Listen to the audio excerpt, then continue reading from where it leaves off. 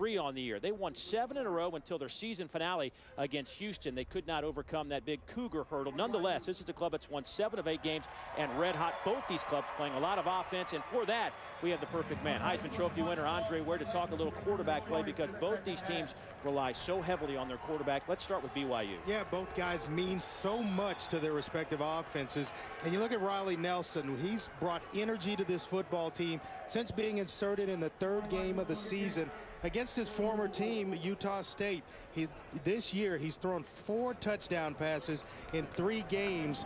And you know what he does and adds most, Dave, is that he can make plays with his legs, move around, buy time, find receivers down the field, and move the chains. Well, for Tulsa, G.J. Kinney wrapping up an exceptional career. He's in the top 3 in just about every passing category for Tulsa. It's his final game. He's coming back home, so to speak, to play. What do you expect from him? Yeah, I expect a big game from G.J. Kinney. He's had a wonderful career, over 9,200 yards passing, 78 touchdown passes to go with it.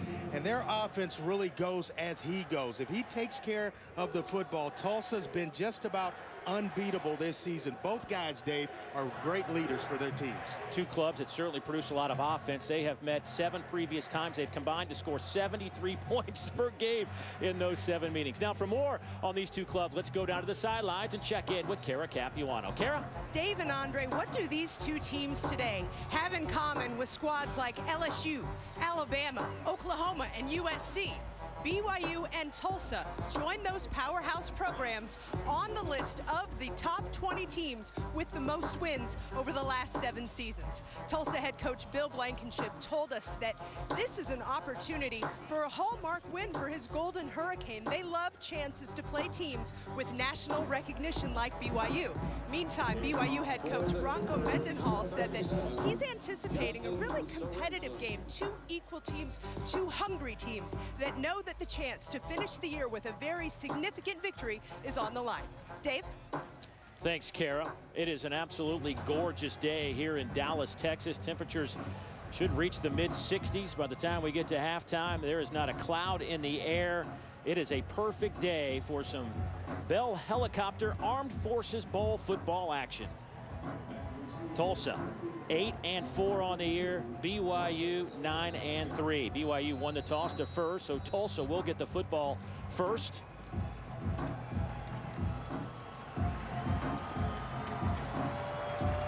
Justin Sorensen to kick it off. Trey Watts back deep. The solo man will field the football at the 5. Watts scoots it out to the 24-yard line, and that is where this Tulsa offense will go to work. An offense led by G.J. Kinney. They score over 34 points a game. Kinney's numbers off the charts this year. He has 25 touchdowns, thrown for almost 3,000 yards, and he has been the man under center for 3 consecutive years. Started his career at the University of Texas, redshirted, transferred to Tulsa shortly thereafter, and he has been the man in Tulsa. Yeah, he's got a big arm, quick release, and is really a quick study of the game. Picked up some things here with Tulsa's offense that's been tremendous. Little quarterback run. Looked like there might have been a face mask, and there will be a flag. Looked like Hebron Fangupo grabbed a face mask. Here's our referee, Sean Smith, out of the Mid-America Conference. During the run, personal foul, face mask, defense number 91. 15-yard penalty, automatic, first down.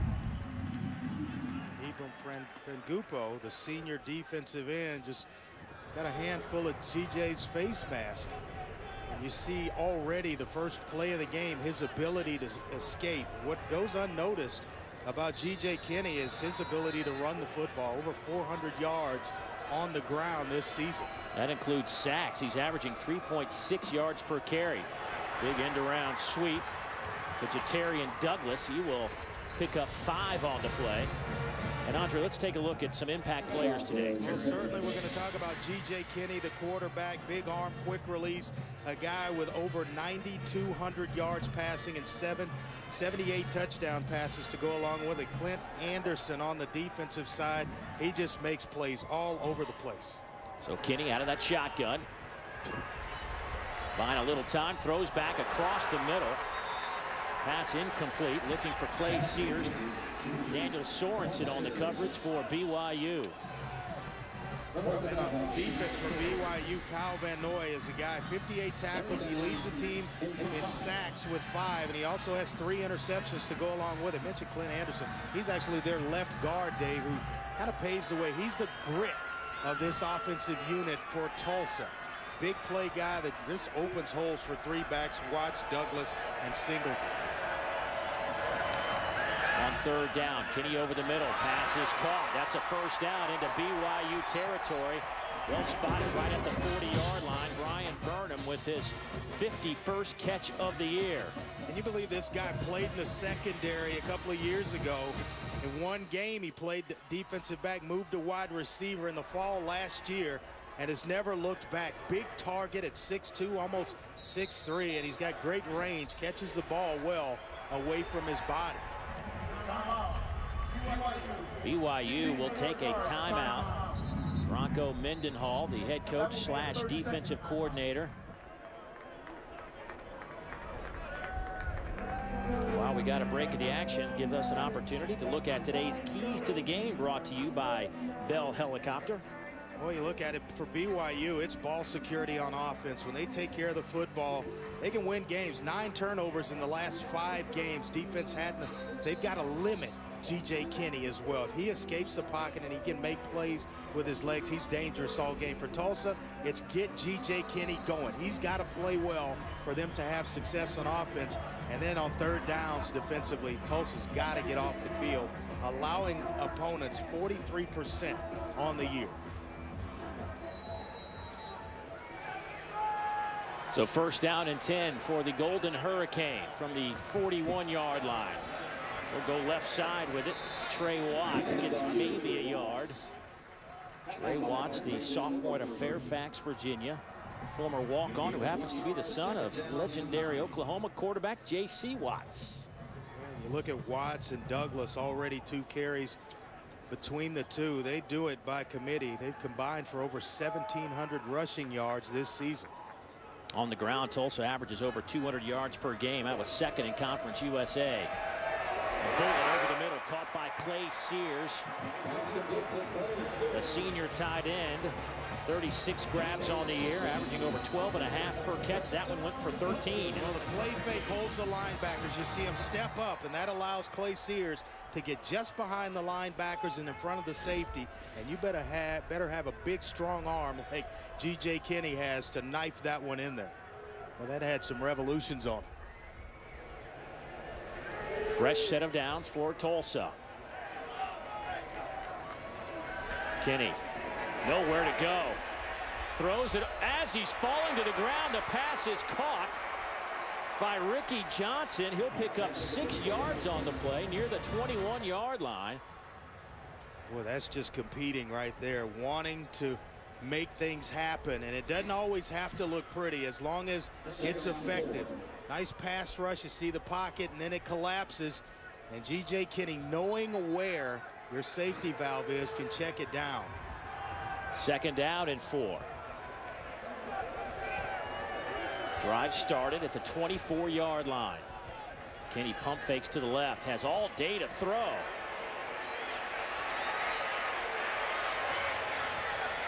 It cuts it back inside the 20, fighting for that first down line. He'll pick up 3. He'll be somewhat shy of that first down, maybe a yard. Brandon Ogletree finally brings him down. It was excellent coverage on the back end by the DBs as well as the linebackers. And you're going to see what G.J. Kinney's seeing. Nobody open. 3 guys down the field in deep routes. Safety valve and Trey Watts taken care of, and he makes plays by himself. Quick pitch to the far side, and that'll be a first down for Tulsa. They got to the line in a hurry and ran a little option game, picks up 7 yards to Trey Watts. And one thing that Tulsa wanted to do, Dave, early in this game was control the tempo. And right now they're at the line of scrimmage, running plays fast. And that is kind of some leftover offensive stuff from the days of Gus Malzahn. Well, BYU's defense has been very solid in the red zone all year long. Here's Kinney. Working the left side. GJ down close to the 5-yard line. Give him 6 yards. Ogletree and Sorensen combine on that tackle. We talked about G.J. Kinney's ability to run the football. He was their leading rusher a year ago and second-team all-conference this season. A good leader. The guys respond to him and look to him in critical situations. Boy, what an excellent drive for this Tulsa offense. The 10th play of the drive coming right here. Watts loses a couple. Ogletree with another tackle. That is 4 tackles for Ogletree on this drive. Boy, a nice job by Clint Anderson. He's pulling. We talked about him being the heart and soul, but you got to wait. Trey Watts kind of speeds through. You see him get out in front of the block. You got to wait for that left guard to set his block up, help him out, and then cut off his block. Get out in front of him, it's no good. Anderson and Holmes work on that left side together. Pretty good combination for Tulsa. 3rd down coming up. First down lines at the 2. All day for Kenny. Finally flushed out of the pocket. Throws on the run to the end zone. Touchdown Tulsa. Ricky Johnson with the grab. 8 yards on the touchdown reception. Johnson was a member of the Conference USA All-Freshman team a couple of seasons ago, and he just keeps working. And not only is he working, G.J. Kinney's working. They knock a receiver off his course, Brian Burnham. He gets knocked down, but you see in the back of the end zone, never stopped working, was Ricky Johnson. Kevin Fitzpatrick on to attempt the point after. 48 out of 50 in the point after attempts. The school's all-time leading scorer will add 1 more point to his totals. 297 career points for Mr. Fitzpatrick. Tulsa goes 11 plays, 76 yards. G.J. Kinney with the 8-yard touchdown strike.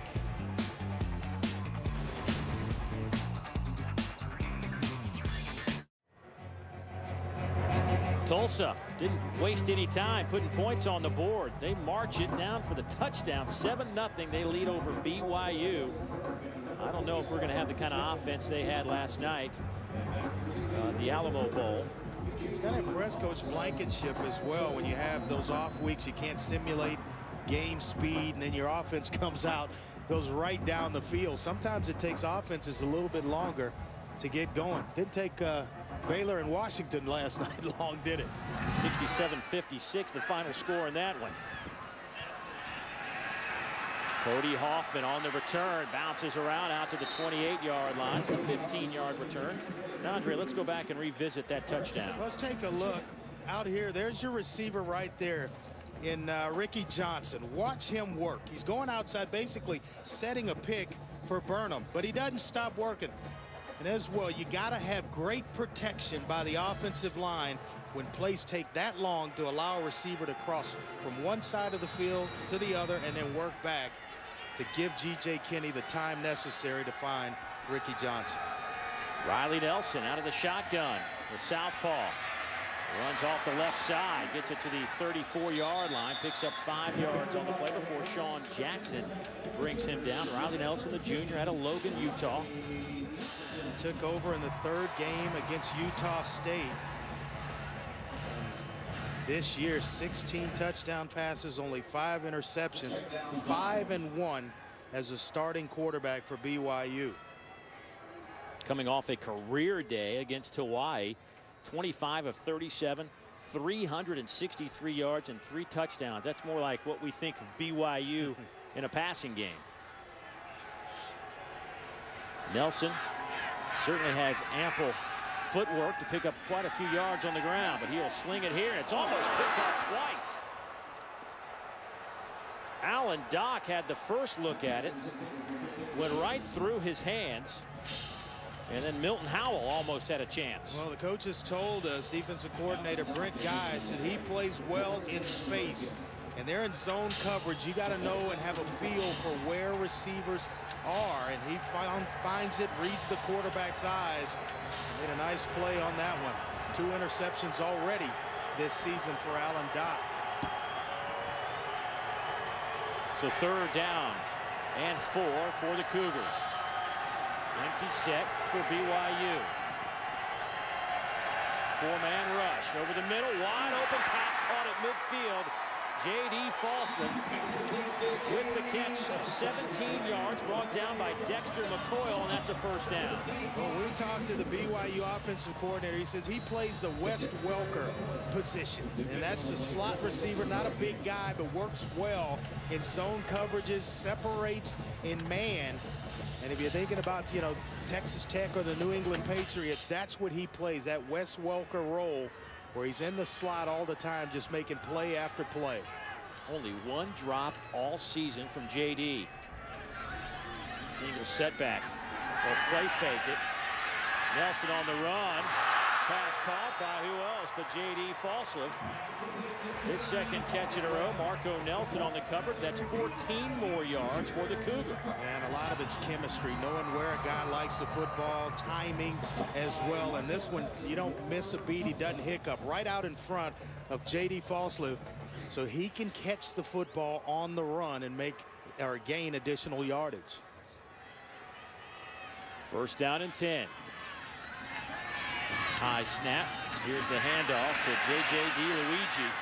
He breaks a tackle and takes it down to the 25-yard line. Tulsa looked like they had him wrapped up and give DiLuigi 9 yards as we take a look at some impact players for BYU. Yeah, Riley Nelson, you talked about him, 16 touchdown passes, only 5 interceptions this year, 5-1 as the starter since taking over. He's had 4 games where he's thrown 3 TDs or more. Then J.J. DiLuigi just carrying the football. They need him to get going in that spread type offense when they go there. And then defensively, well, we'll get back to that right after this play. Correa and DiLuigi in the backfield as Nelson goes under center on second down and short. Nelson. Flag comes in late. Nelson hit out of bounds. Shy of the first down. Alan Dock with a collision with Nelson on that far side, but there is a flag back at the 30-yard line right in the area of holding. Yeah, this is right around the line of scrimmage where it's usually holding. Holding, offense, number 33. 10-yard penalty from the previous spot. Replay second down. Brian Correa. And defensively, talking about impact players, Kyle Van Noy is the guy that leads the team in, second on the team in tackles. Cornelius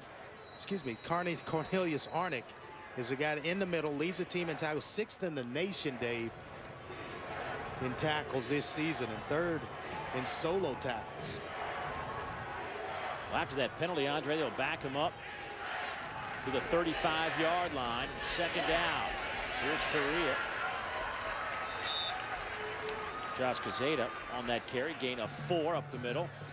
By the way, Michael Elisa will not run the football today for BYU. Young man had kind of picked up the pace here midway through the season. He has on a bad ankle, tried to give it a go today, and he just won't be able to run. It was actually against Hawaii where he suffered a very bad ankle sprain, both high and low, and tried to go, came out for warm-ups and just could not respond.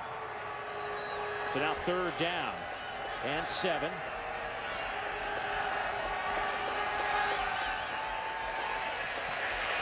Nelson dropped back at the 40-yard line. A loss of 8. Cornelius Arnick. Now with 2.5 sacks on the season and 143 tackles. Yeah, and he's led the team in tackles 2 consecutive years and right on time. We talk about him being one of our impact players. They blitz him. You see him get chopped down, but he keeps working and finally getting to the legs of Riley Nelson. That's wanting to get there. You get chopped down by Brandon Hanson, the right guard, but still finding his way to the quarterback.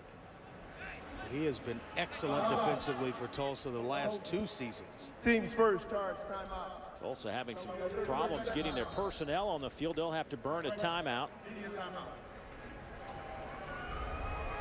Rocco Mendenhall's club stopped and will have to punt it away. Well, while Tulsa talks things over and figures it all out, we'll step aside. Back in a moment. ESPN College Football, the Bell Helicopter Armed Forces Bowl, is brought to you by Bell Helicopter, on a mission to support America's warfighters. TaxSlayer.com. $9.95 for your federal tax return. And Taco Bell. Think outside the box. It's the Bell Helicopter Armed Forces Bowl, celebrating all the branches of the military, all those that protect and serve. Thank you very much, and they are certainly honored here throughout the week.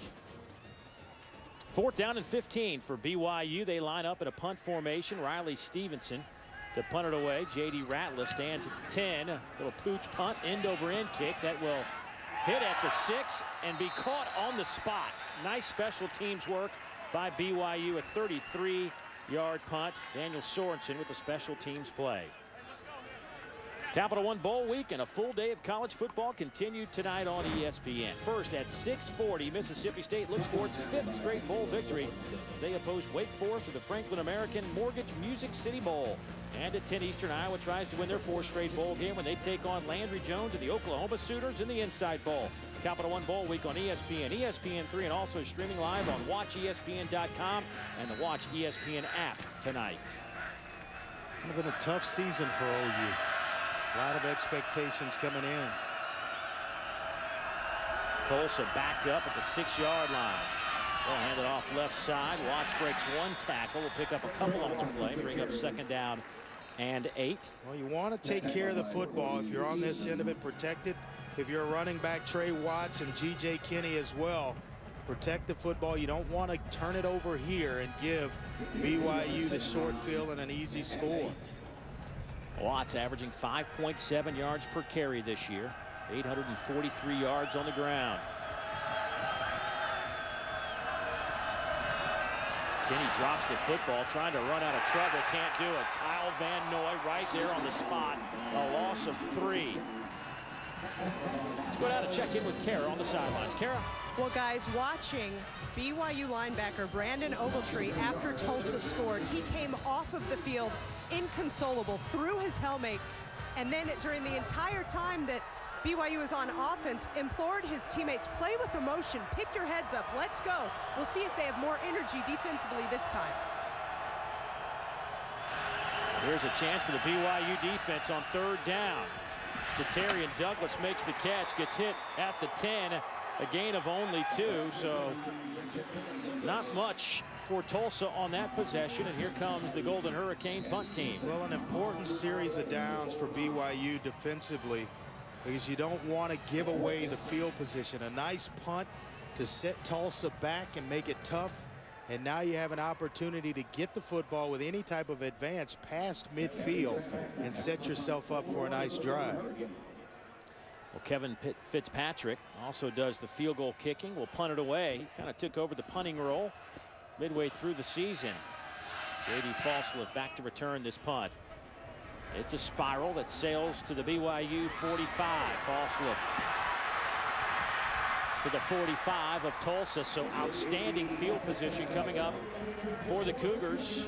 44-yard punt and a 9-yard return. So BYU in striking distance. Riley Nelson and company back on the field when we return.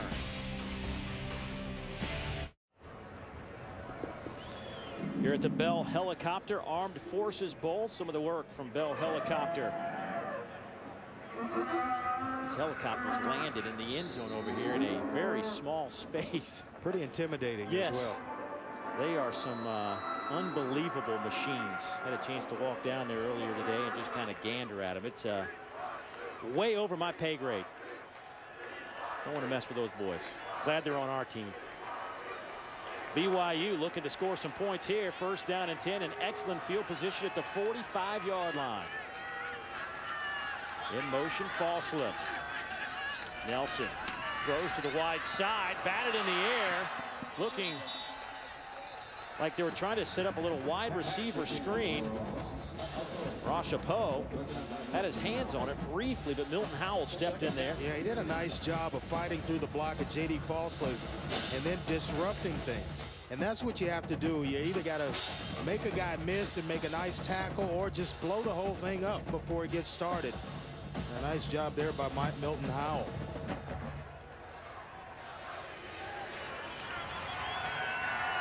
Second down and 10.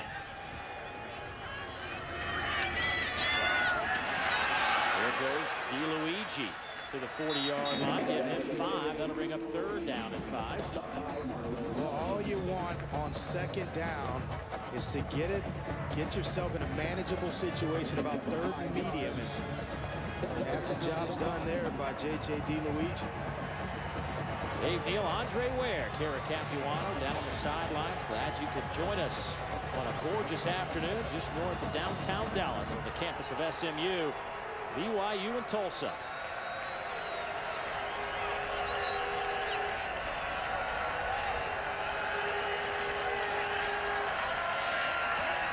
The slant over the middle caught.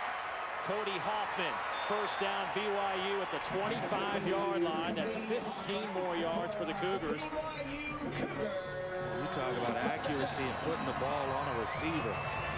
Or Riley Nelson just reaches back and rips this one. Nice slant route, gets good body position. Cody Hoffman, that big frame of his at 6'4", 208, hoops himself between the ball and Milton Howell.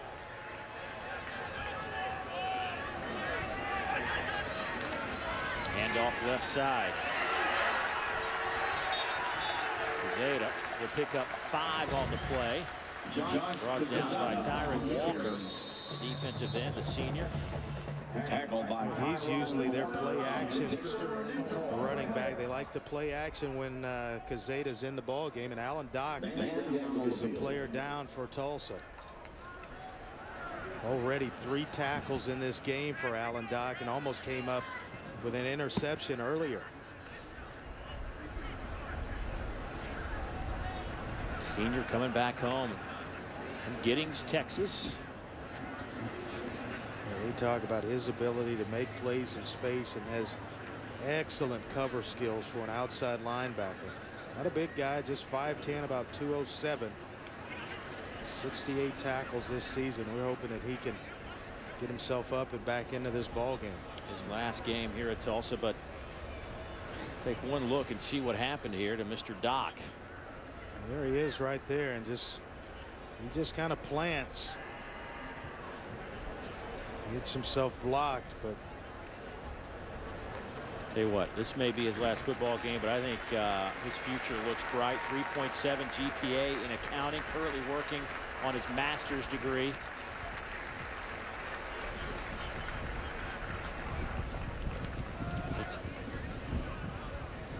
Let's hope he is all right. Bill Blankenship, head coach at Tulsa in his first year, the former Tulsa quarterback, back at 76 through 1979. Was a 2-year starter for the Golden Hurricane. He spent the last 23 years, or before he became an assistant, for the last 4 years, 23 years as an Oklahoma high school coach. What 205 and 68, and then won 2 consecutive state championships at Union High School. It was 14 years there in Class 6A, so that's getting it done with the big boys. DeAndre Brown checks in at that outside backer spot for Alan Dock. 2nd down and 5. Nelson will keep it. Nowhere to run. He loses a few yards on the play, as well as a shoe. Brought down by Cornelius Arnick, the middle linebacker. Well, there's a lesson there for you, Dave. Don't turn back against, when you see pursuit coming, you make a guy right there miss, you escape. Don't turn back. He's still there. And that's the guy that ends up making the tackle, Cornelius Arnick. Who happens to be a pretty good football player and one of our impact players in this game. Arnick with a sack and 2 tackles for loss already. Now it's 3rd down, and let's call it 9. Just over a minute to play in the opening quarter. Here comes some heat. BYU picks it up, intercepted. Dexter McCoyle with his 5th pick of the year takes it out to the 35-yard line. Boy, this is just a gift.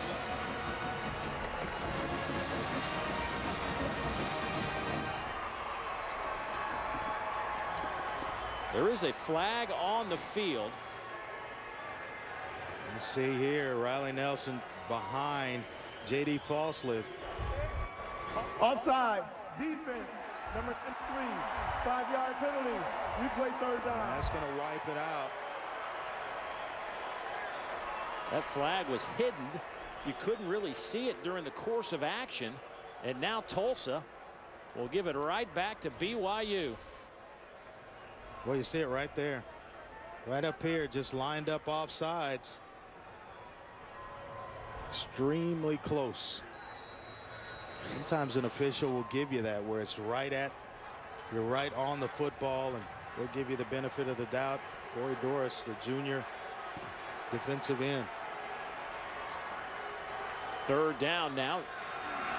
And let's call it 4. A free 5. Boy, that was a turn of events to say the least.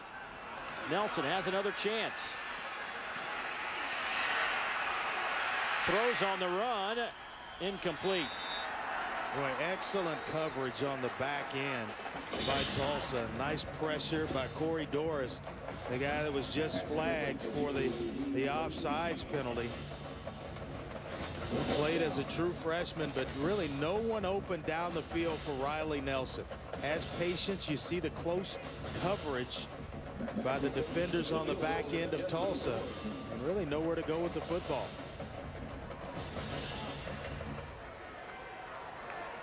So a 36-yard field goal attempt from Justin Sorensen. 14 out of 24 on the year, 58%. And he will split the uprights. And the field goal is good, 36 yards. So BYU is on the board with 17 seconds to go in the opening quarter. It's 7-3. Golden Hurricane out in front of the Bell Helicopter Armed Forces Bowl.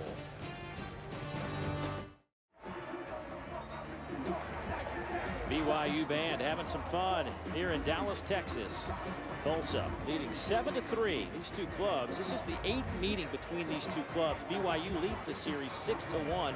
First meeting was back in 1971, but Tulsa won their last meeting back in 07 by the score of 55-47. We told you earlier, these two clubs in their previous 7 meetings have combined to average over 73 points per game. Well, when you're looking at it, you're talking about two programs that are very close to one another in terms of, you know, success over the last couple of seasons. Bronco Mendenhall's led BYU to 7 straight bowl games, where Tulsa's won 7 games out of their last 9. 7 bowl games. Trey Watts tripped up at the 22-yard line.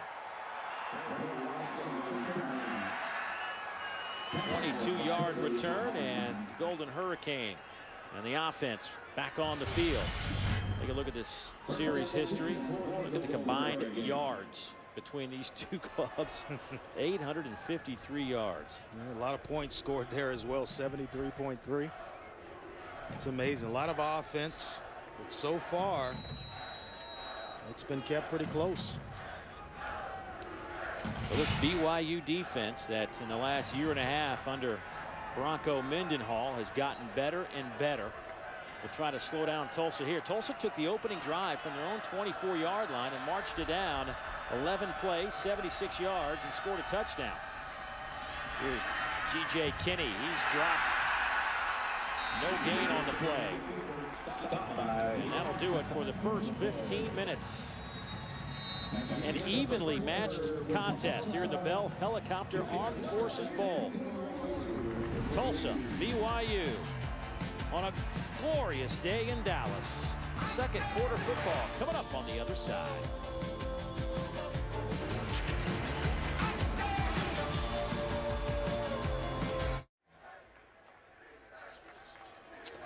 Bell Helicopter Armed Forces Bowl, celebrating all the armed forces. Great week of activities here in Dallas and Fort Worth. Terry and Douglas in the backfield with G.J. Kinney, who looks to throw to Douglas and led him a little too far, and incomplete on third down. Let's go down to the sidelines and check in with Kara. Senior linebacker Alan Dock will not return for Tulsa. They're icing his right knee. He's just chilling back on the training table. He was just injured pretty badly, I think. Said he got his foot stuck in the turf on that play, guys. Tough break to lose the starter like Dock. Here's Kinney going deep. Incomplete at the 40-yard line. Looking for Ricky Johnson. Preston Hadley with the great coverage, running step for step with the junior wide receiver. Here comes the Tulsa punt team.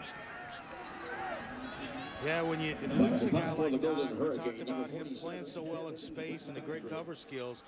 They would bring in DeAndre Brown, who now will come in his place. He's the team's best blitzer off the edge, a fast player that will see this series of downs. Fitzpatrick to punt it away. He stands back at the 10. Returning, J.D. Falsliff. Had a 67-yard punt return for a touchdown against TCU. Fields this one over his shoulder. Cuts it back up. Has some room. Falsliff out to the 36-yard line. Nice return. Probably an even better catch on the run. Well, Capital One Bowl week continues Saturday with a full day of college football and 4 games on ESPN and ABC. It all starts at noon Eastern on ESPN when Ryan Tannehill and Texas A&M meet Dan Persa and Northwestern in the Meineke Car Care Bowl of Texas. Also at 3:30 Eastern on ABC, Big East co-champion Cincinnati faces Vandy in the AutoZone Liberty Bowl.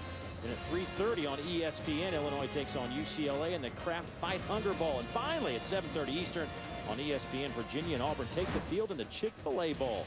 Capital One Bowl week on ESPN, ABC, ESPN3, also streaming live on WatchESPN.com. Little reverse game. Paul tripped up in the backfield. Big loss of 10 yards. Sean Jackson stayed at home, read things out, and didn't allow Ross Oppo to get outside. Watch him right here. Little trickery and then the toss back. But waiting on him is Sean Jackson, and you get an opportunity like that to make a play in space, one-on-one. You have to make it. Otherwise, that baby could go out the back door for a huge gain. 9th tackle for loss by Jackson on the year. So the sophomore out of Tulsa, Oklahoma. Big boy, former high school quarterback, believe it or not. Set up a little screen to DeLuigi. JJ out to the 35-yard line. It's a gain of about 8. Well shy of the first down, which is out at the 48-yard line. You're talking about Sean Jackson. He was a freshman All-American last year. A good, solid football player out on the edge, 6 foot, about 238. Out of McLean High School in Tulsa. He didn't even play defense in high school. No. 3rd down and a long way to go. Let's call it 13. Little stunt up front from Tulsa, and they're able to get to Nelson. Will they say incomplete? Yes. Tyron Walker got there to put the pressure on Nelson, and the ball was just coughed up in the air and it fell harmlessly to the turf. But a punting situation now for BYU. Well, they right here, you see, they take Tyron Walker and move him inside. He's usually a defensive end. Freeze it right there. It's called a TE, outside, and then the end is going to come around inside. And they never stop, and Walker's able to get there and disrupt the throw of Riley Nelson. Stevenson with the punt. J.D. Ratliff will let it hit, and this is going to trickle inside the 10. Let's see where they spot it, back at the 7-yard line. A 58-yard punt. Tulsa's offense backed up once again, but they do lead 7-3.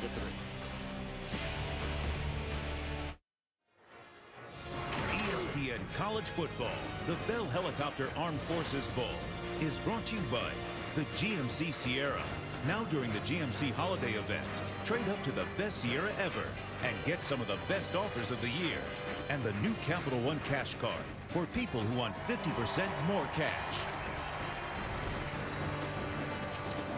Well, the Tulsa Golden Hurricane backed up again inside the 10-yard line.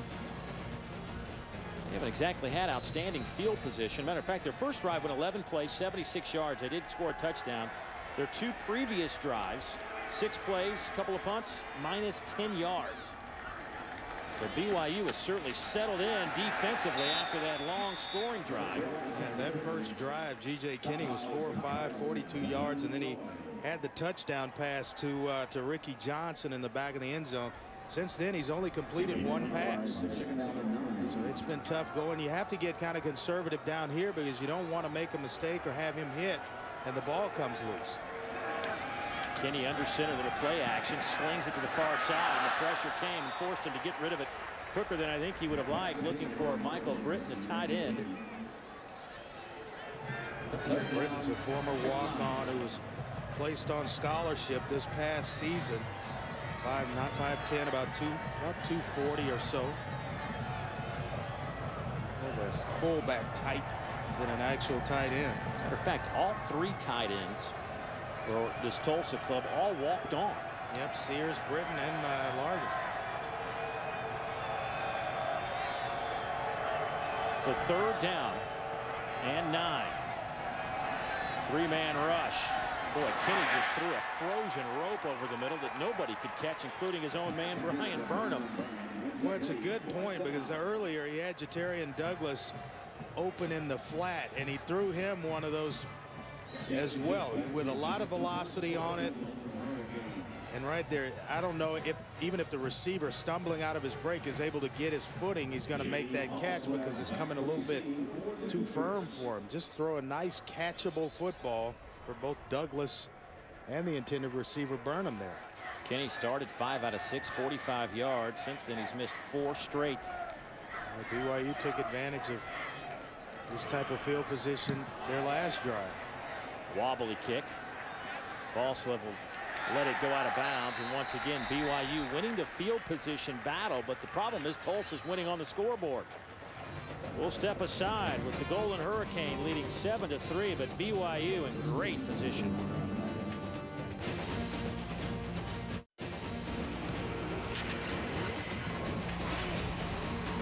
You're watching ESPN's presentation of Capital One Bowl Week. Dave Neal, Andre Ware, Kara Capuano from SMU. Letting the folks at Bell Helicopter Armed Forces Bowl use their stadium, while TCU, under renovations over in Fort Worth, should return there when that stadium is complete. Folks at SMU have been very hospitable hosts, to say the least.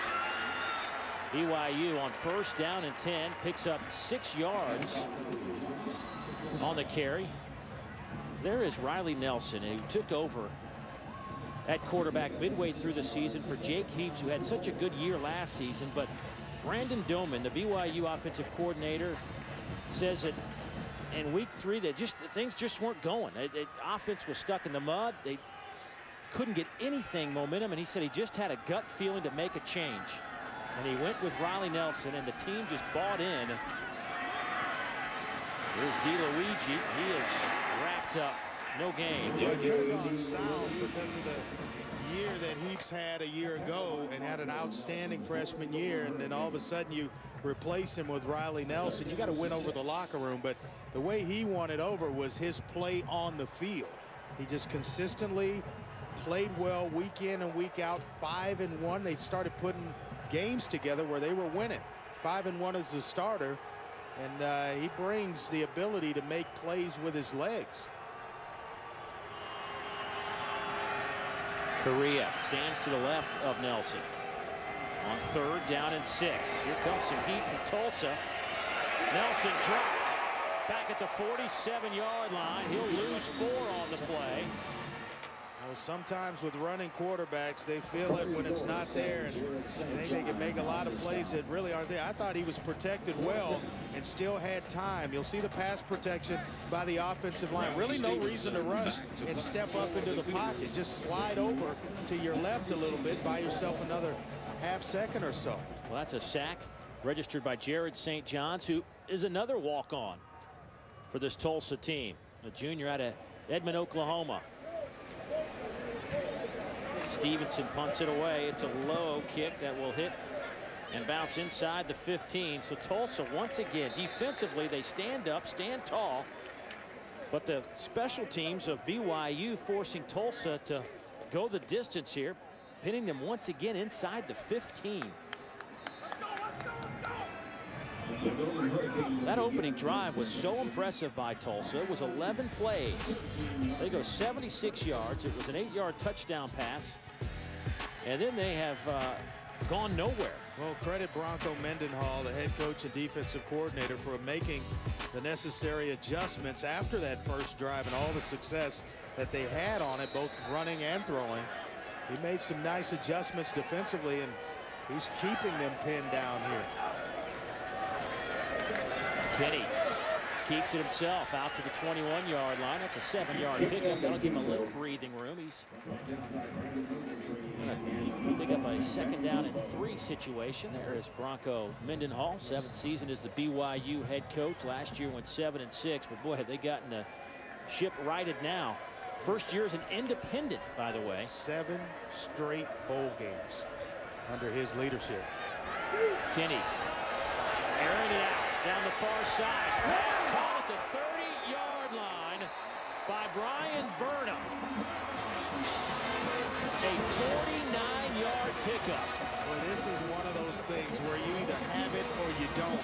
And that's the ability to time the football while it's in the air. Brian Burnham at 6'2", right here, racing down the sideline. You see right there, 2 guys, 2 defenders, Corby Eason there to make a play, and it's Brian Burnham who times it just right. 1st down and 10.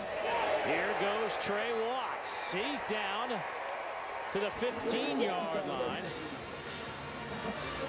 Travis Uale with the tackle, but not before. Watts picks up 15. When I watch defensive backs and receivers on Sundays that can't time it as well as that, they struggle year in and year out. Well, that takes a tremendous amount of concentration. Kenny throws to the tight end, Clay Sears. Touchdown, Tulsa, 14 yards out. The 7th touchdown grab of the year for the senior. Well, if you think back, they completed the same pass to Clay Sears in the 1st quarter on that opening drive. It's play action, holds the linebackers, and then he knifes one in there to the tight end, Clay Sears. Sears out of Fredericksburg, Texas. The former walk-on. Here's Fitzpatrick trying to complete the play. He splits the uprights. Well, you asked for it and you got it. Tulsa responded. Well, I would say responded in a big way. 4 plays, 86 yards. G.J. Kenny, 2 touchdown passes today. That gives him 27 in his senior campaign.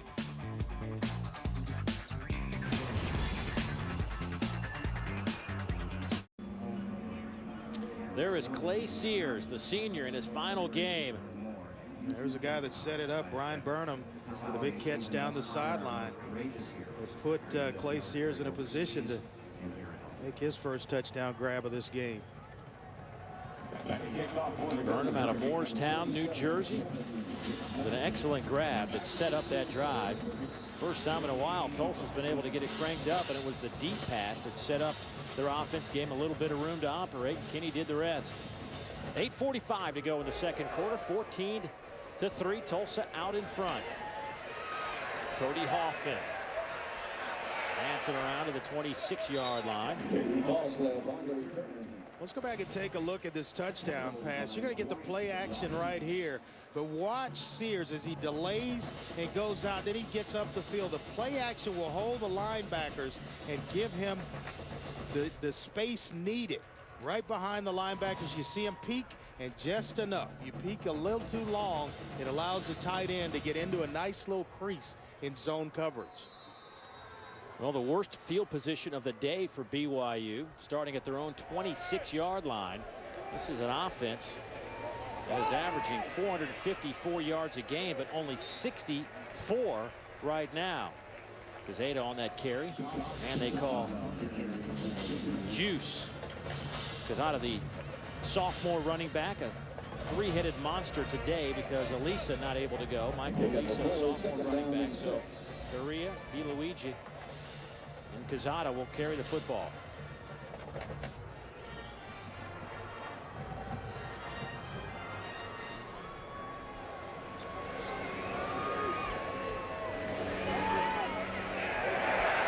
Correa off the right side will pick up 3.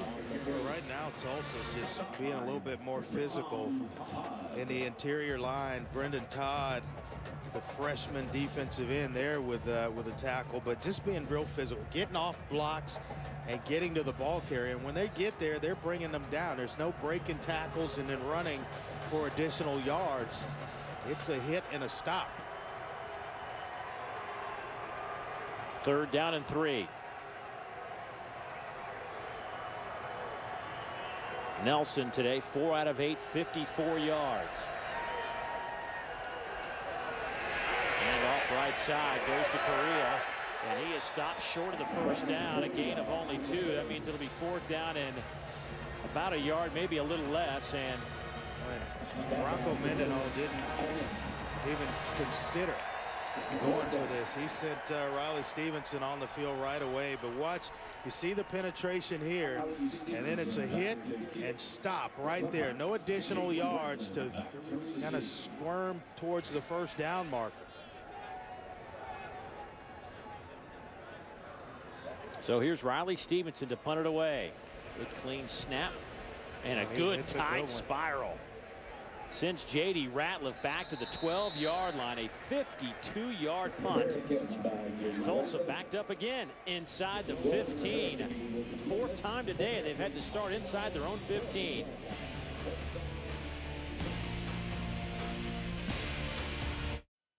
It's the granddaddy of them all. Monty Ball leads the Big Ten champs into Pasadena to take on LaMichael James and the Pac-12 champion Ducks. The 2012 Rose Bowl game, Wisconsin, Oregon. Coverage begins Monday at 4:30 on ESPN. How about Russell Wilson? What a year he has had, transferring from NC State, and he's just been fabulous all year. I think he made the difference. I had him in the conference championship, first ever Big Ten championship game. Picked them against Michigan State, and both teams got there, and I thought Russell Wilson would be the difference for Wisconsin. Without him, I don't know that they're playing in the Rose Bowl this year. Should be a lot of fun, Oregon and Wisconsin. Total yards today, BYU 69, Tulsa buck 53. Watts will cut it back inside. Get up a couple of yards before he's brought down. Brandon Ogletree in on that tackle. He also like to use Trey Watts out of the backfield. Good hands. 29-30 receptions on this, 29 receptions coming into this game today.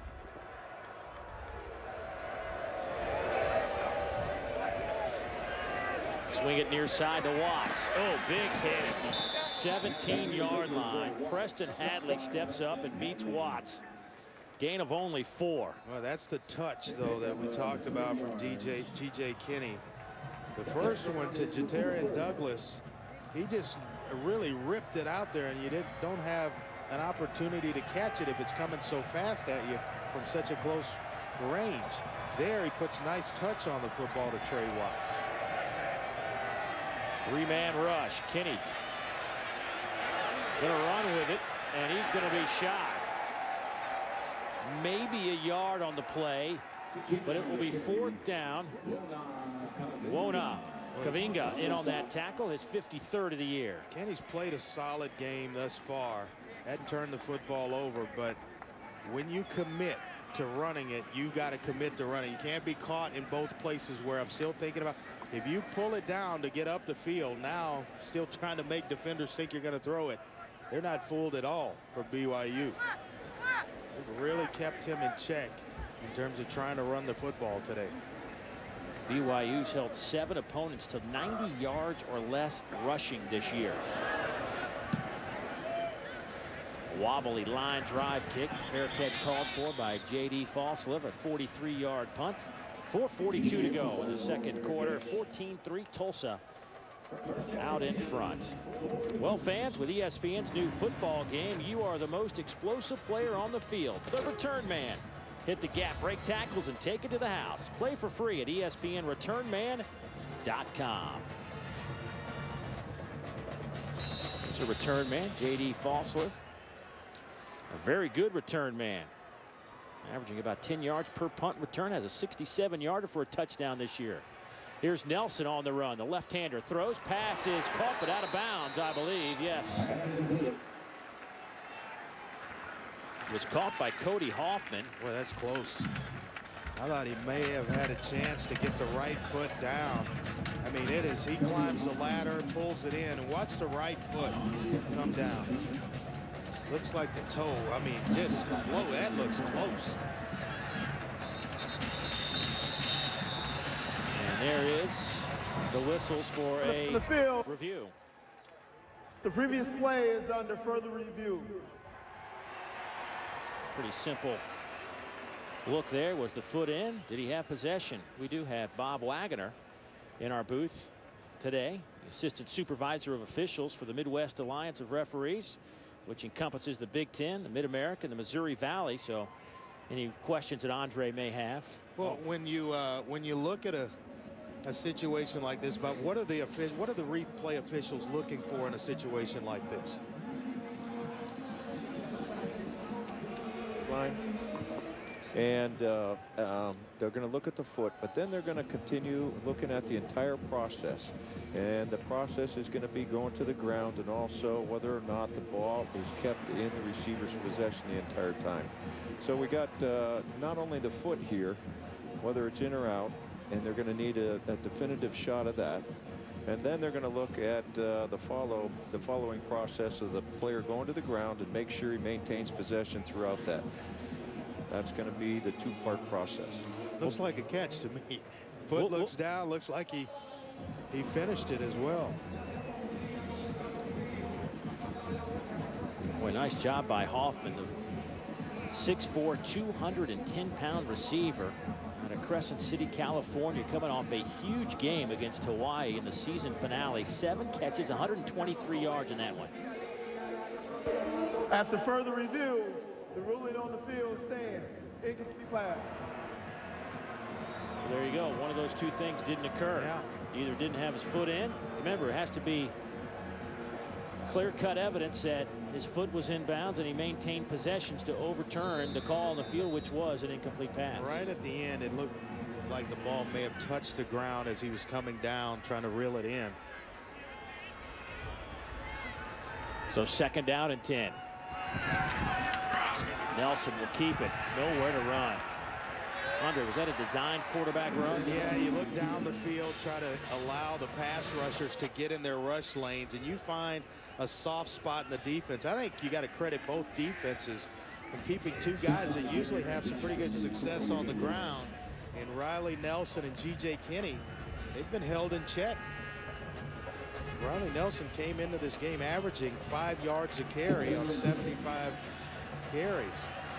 Look at He has had it tough today. Look at the 3rd down numbers for the year for BYU, but just 2 of 7 this afternoon. We're looking at another one here. 3rd down and 10. Here comes a little heat. Nelson picks it up, throws a bullet, pass caught by Cody Hoffman into Tulsa territory, and that'll be good enough for a 1st down, a gain of 13. Well, you had a feeling that they wouldn't be held in check. Just 2 of 7 on 3rd downs long, because they're 53% on the season. That's outstanding. Slant route and zone coverage, and that big body of Kaufman converts. Big hit at the 45. They go to Correa on the pass. He holds on. That's a 4-yard pickup. But Cornelius Arnick will jog off the field as he taps out for a moment. Yeah, and there's also speeding up the tempo. Nelson's found a rhythm. 4-man rush. Nelson dancing around, and he will get it inside the 40 to the 38. A flag comes in late. A helmet came flying off. Marco Nelson, the safety, in on that tackle. Hawkins lost his helmet. Now a cramp.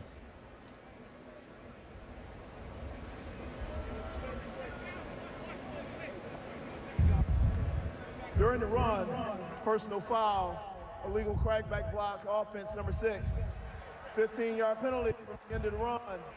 Replay 2nd down. Well, that's a big penalty against McKay Jacobson.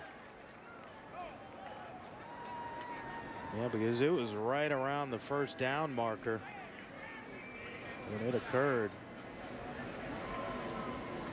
It looked like Riley Nelson was going to pick up the 1st down. They're still tended to Marco Nelson. Let's get an update in our studios and Reese Davis. Reese, what do you have? Dave, Happy New Year. H&R Block halftime report coming your way. Robert Smith is going to join me in a little bit. You will not forget the Alamo, certainly not the Alamo Bowl performance last night. Washington and Baylor, myriad records broken. Robert and I will detail all of them. Get you ready for a full day of bowl action, including Oklahoma playing Iowa late tonight. And we'll look back at Notre Dame and Florida State and what does it mean for next season for the Irish and the Seminoles. See you in a bit.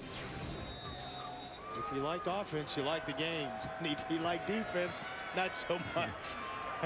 How about Spielman may break something last night. Watching that one. Well, Andre, after that penalty, it's now 2nd down and 15.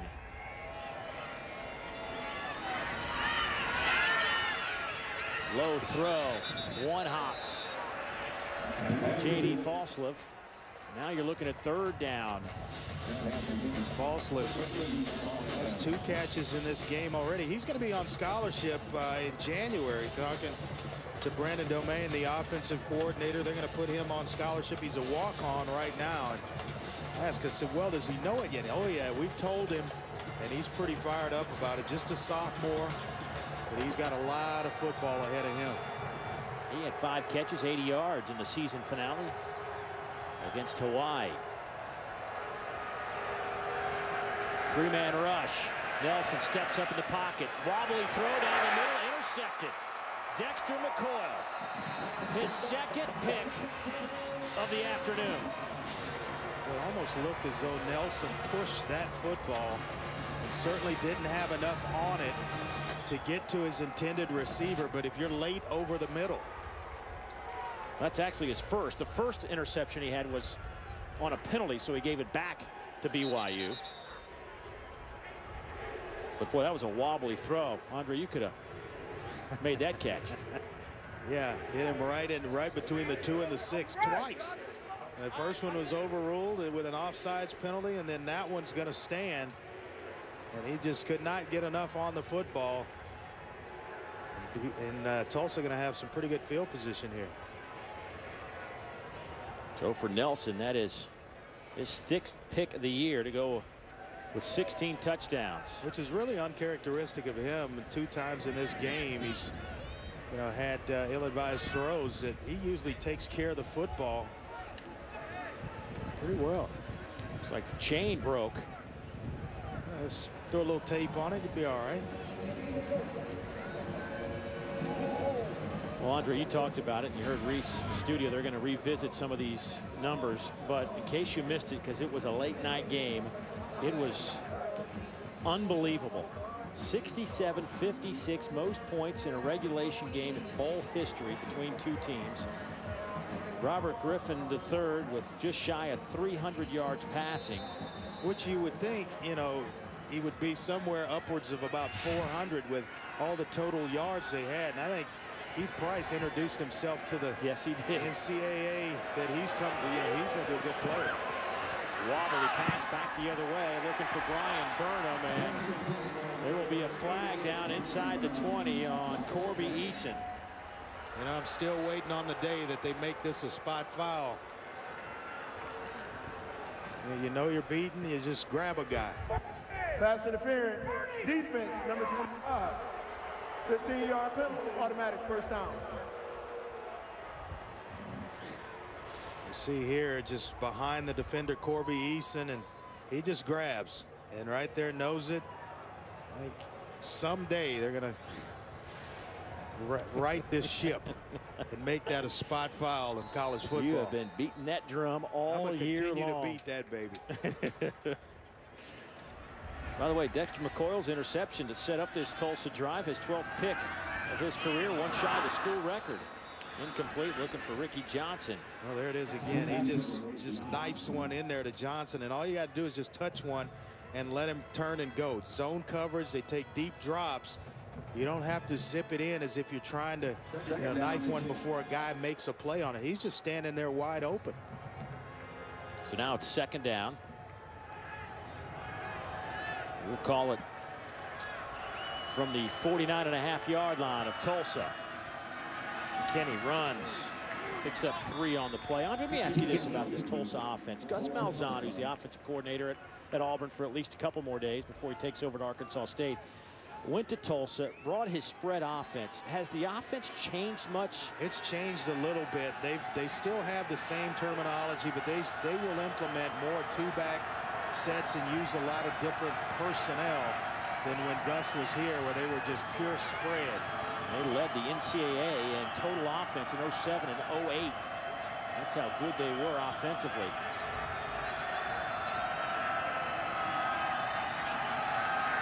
Right through the hands of Trey Watts. He would have had the first down. I'm not saying just loft the football out there, but that one, I mean, it's gunned.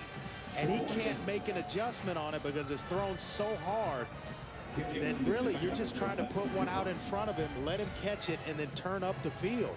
But when you throw it that hard, there's no chance of it happening because the back, Douglas, can't make the adjustment. Now Kenny, 8 of 15, 113 yards, 2 touchdowns, no picks. Kevin Fitzpatrick will punt it away. J.D. Fossil stands at the 10. This one will hit at the 15 and take a Tulsa roll inside the 10, and it will be down right there. 38-yard punt. We have 1:29. The clock continues. It stops at 1:27 now to go here before halftime. Well, the BYU Cougars got off to a slow start. Started 1-2, but then they turned things around. Riley Nelson takes over as the quarterback. They win 8 of their last 9 games. They are seeking the school record 3rd straight bowl win in 7 consecutive trips. Remember, this was a club that had missed the bowl before Bronco took over 3 straight years. He's gone to 7 straight now. Finished the season 7-1. J.J. DeLuigi on the his helmet's flying. That's when you know it's a physical football game. Helmet's coming off, moving around. You can hear the pads popping. Pick up the 4. Over the middle, pass caught. Marcus Matthews. First down, BYU. 28 yards on that grab. Sometimes this is the recipe. Just take the thinking out of it and just allow guys to go play. Speed it up, get them in a 2-minute mode, and let them go play. Some pressure comes. Nelson over the middle, and that one's nearly picked off. Sean Jackson. He was right in the breadbasket. Pressure came from Tyron Walker once again. Well, Walker's had an outstanding season, first team all-conference, and led the Golden Hurricanes in sacks with 8 this year, so he knows how to get to the quarterback and cause the pressure. There's Jackson. He was gifted an interception and laid it on the ground. Stops the clock with 48 seconds to go before halftime. 2nd down and 10.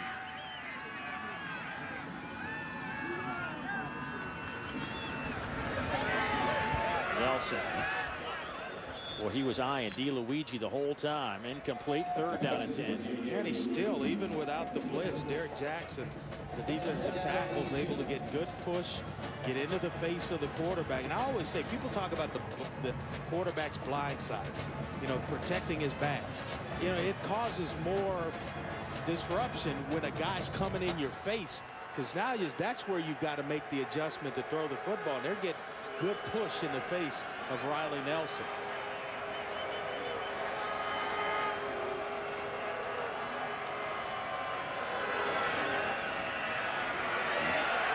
Nelson dancing around. Batted away at the last moment by Dexter McCoyle. Marcus Matthews had slipped behind the secondary. Yeah, the coaches talk about McCoyle and his leadership on the back end, a student of the game, and helps really get everybody lined up in the secondary. And I thought he'd taken a bad angle initially, but he's so big at 6'4", playing back there at that strong safety spot. He's got great range on the back end, but he was able to tip that one away. Boy, McCoyle, the junior out of Lutcher, Louisiana.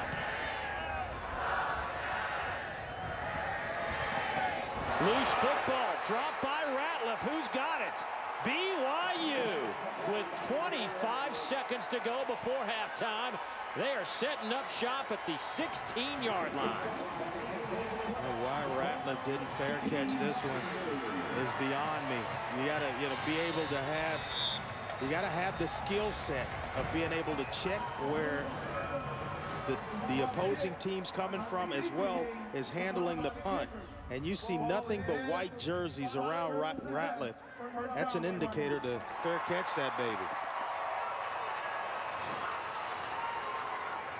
So Ratliff dropped it. David Foote recovered it. The backup running back.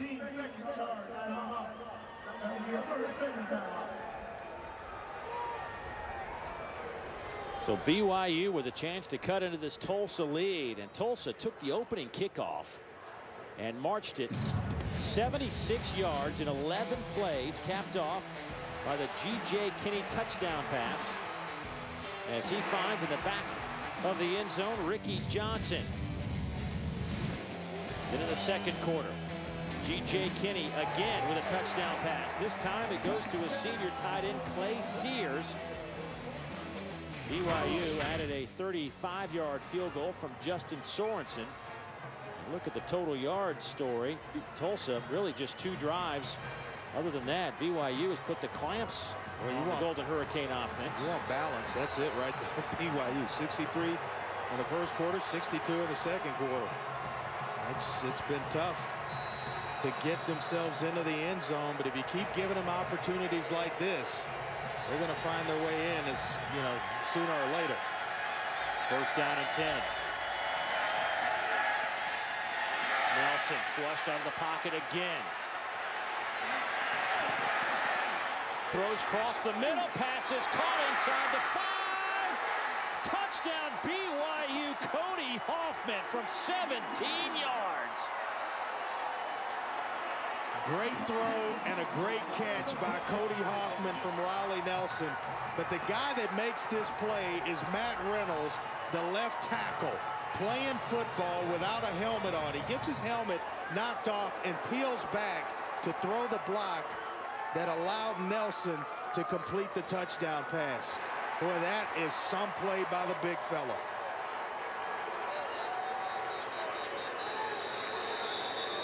The previous play is under further review. The ruling on the field is touchdown. Andre, I think this is all about whether or not Hoffman was able to get the ball across the goal line. I think they just wanted us to go back and take a look at this block real quick by Matt Reynolds, because I was antsy to get to it. Watch the big guy here. He's going to lose his helmet trying to throw the block on Corey Doris. But then he sees and identifies Riley Nelson fighting, peels back, and then knocks off the guy that just took his helmet off, Corey Doris. That's the block right there that allows the time necessary for Riley Nelson to complete the football to Cody Hoffman. Boy, that's wanting to win right there and fighting for your quarterback. Well, he's considered perhaps their best pro prospect as you look to see if Hoffman was able to get the ball across that goal line. Trying to see if the knee was down. If it touched, he's still up and it touches. I think this one will be a touchdown.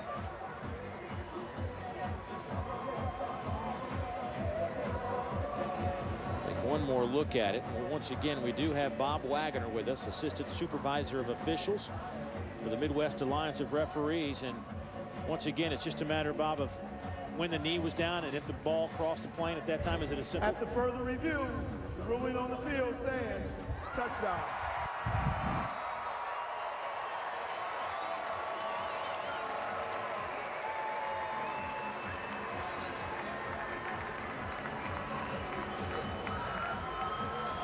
So give Hoffman the touchdown. What a break. And what a block from Matt Reynolds, who was started all 51 of his games played at BYU. And you can see why after that effort on that touchdown pass. Justin Sorensen with the point after is up and good. So 12 seconds to go before halftime. Matt Reynolds, the big boy, 6'6", 305. He should get credit for that touchdown.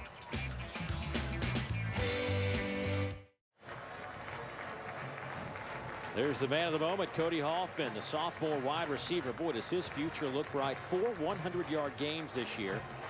He had 162 yards, a season high against Oregon State. He's averaging over 15 yards per catch. That last one was 17 yards. And BYU, just like that, back in the game after the turnover, gave them excellent field position at the 17-yard line. As he's developing some chemistry with Riley Nelson. Squib kick. Fielded by Nathan Largent.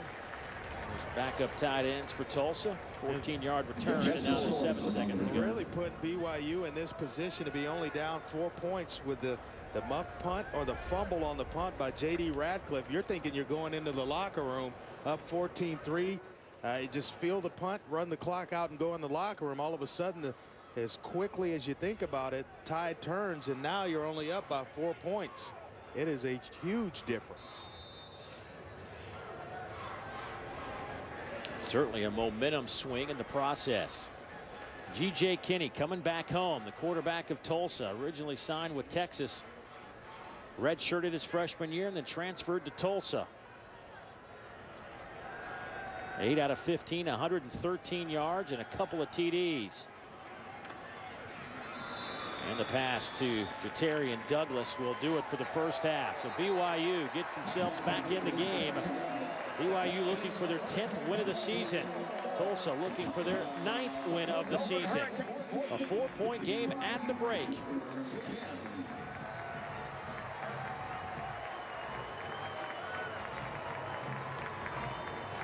G.J. Kinney now with 27 touchdowns on the year to go against 12 picks. Time for us to check in with Kara. Coach, how did that touchdown by BYU affect Tulsa's momentum? Oh, it was huge for them. I think we felt like we were playing really good defense, and we allowed Riley to scramble out and do the thing he does, and we didn't rally back to defend it. That's a huge blow. Well, we've got to go in, convince our guys we're still ahead. What are you going to say to convince them? Well, let's look at the scoreboard and let's regroup, have some poise about us, and do what we've been doing to get us there. Thank you, Coach. All right, thank you. Dave. Thank you, Kara. A club that's won 7 of their last 8. BYU's won 8 of their last 9. Should be a great second half. Time for us now to go to Reese Davis and Robert Smith for the H&R Block halftime report. Here it's 14-10 Tulsa.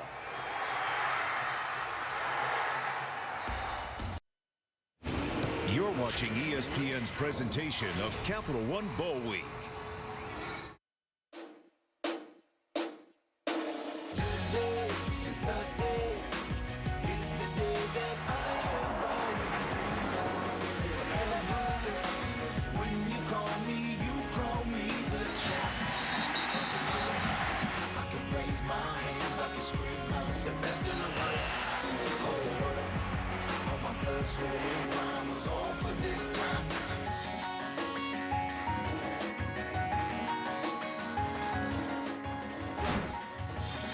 We are back at the Bell Helicopter Armed Forces Bowl on the campus of Southern Methodist University, just outside of downtown Dallas, Texas. Tulsa leading 14-10 as we get set for the third quarter. And we are underway. BYU will get the football first. Cody Hoffman all the way out to the 17, maybe the 18-yard line, and that is where BYU's offense will get the football. Dave Neal back alongside my partner Andre Ware. And Andre, we knew this would be a competitive football game, 14-10, kind of a close game that we expected, but I thought we'd see a little bit more offense. Yeah, it's been total defense. The effort of both teams' defenses. BYU came into this game averaging 53% on third down and third down situations, only 30 in this ball game. So that shows you the toughness of both sides of the football. In terms of quarterback play, also Riley Nelson at BYU has been held in check. Did have a nice touchdown throw right before the end of the half, but for the most part, Tulsa's done a good job on him. Quezada on that carry gets 3. Time now for our first half stats, brought to you by American Airlines. You see the total yards very similar, but the third down conversions for both teams. Yeah, the penalty yards as well. Those are yards, kind of that hidden yardage that coaches talk about. 4 for 55 for BYU. And it's been in some critical situations when they've had those penalties occur. Nelson 8 of 18, 116 yards. Been sacked a couple of times. Little play fake. Stops and fires to the far side. Maybe his best throw to McKay Jacobson. Gain of 9 on the play. Milton Howell on the coverage. Well, watch the route here is what makes a difference. No hesitation, right back down the stem on the outside, and then the timing of which the throw was there. Jacobson didn't have to hiccup, catches it, steps out of bounds for the first down.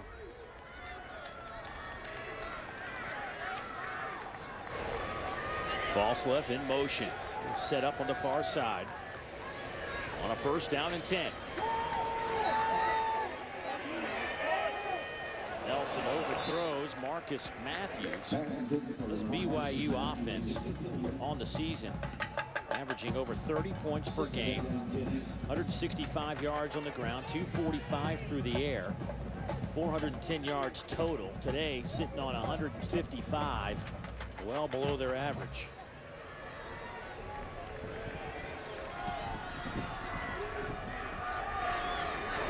Second down and 10. They'll run it straight up the middle. Maybe 2 on the play. Quezada with the carry.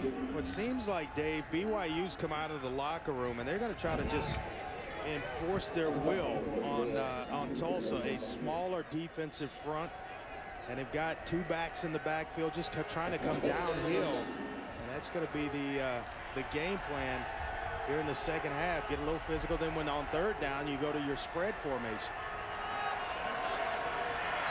Third down and a short 9, long 8, depending on your perspective. Pressure comes. BYU picks it up. Nelson going deep, overthrows Cody Hoffman, and here comes the BYU punt team. Brian Correa really had a nice block inside to give Riley Nelson the time necessary to sort things out down the field and try to find Hoffman, but that one's thrown well into the sideline. A little bit too tall for even the 6'4" Hoffman to go get. Riley Stevenson will punt it away, averaging almost 44 per punt this afternoon. Good hang time on this kick. That will hit at the 22 and bounce out of bounds around the 20-yard line. Well, Kara had a chance to catch up with Bronco Mendenhall on the way out of the locker room. What was he talking about, Kara? He told the Cougars he wants them to play harder in the second half. More hunger, more desire, what he's used to seeing from BYU. He used that helmetless block by Matt Reynolds as his example of how they usually play and how he expects everyone to play this half, Dave. Yeah, more physical approach, Dave, and they started it on the offensive side.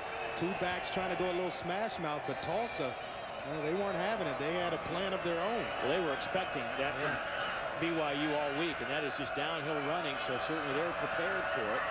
Tulsa backed up again inside the 20. That pass batted down. How about this? Now, Tulsa 14-10 lead right now, but their starting field position has been at their own 19. BYU's only put up 10 points on the board.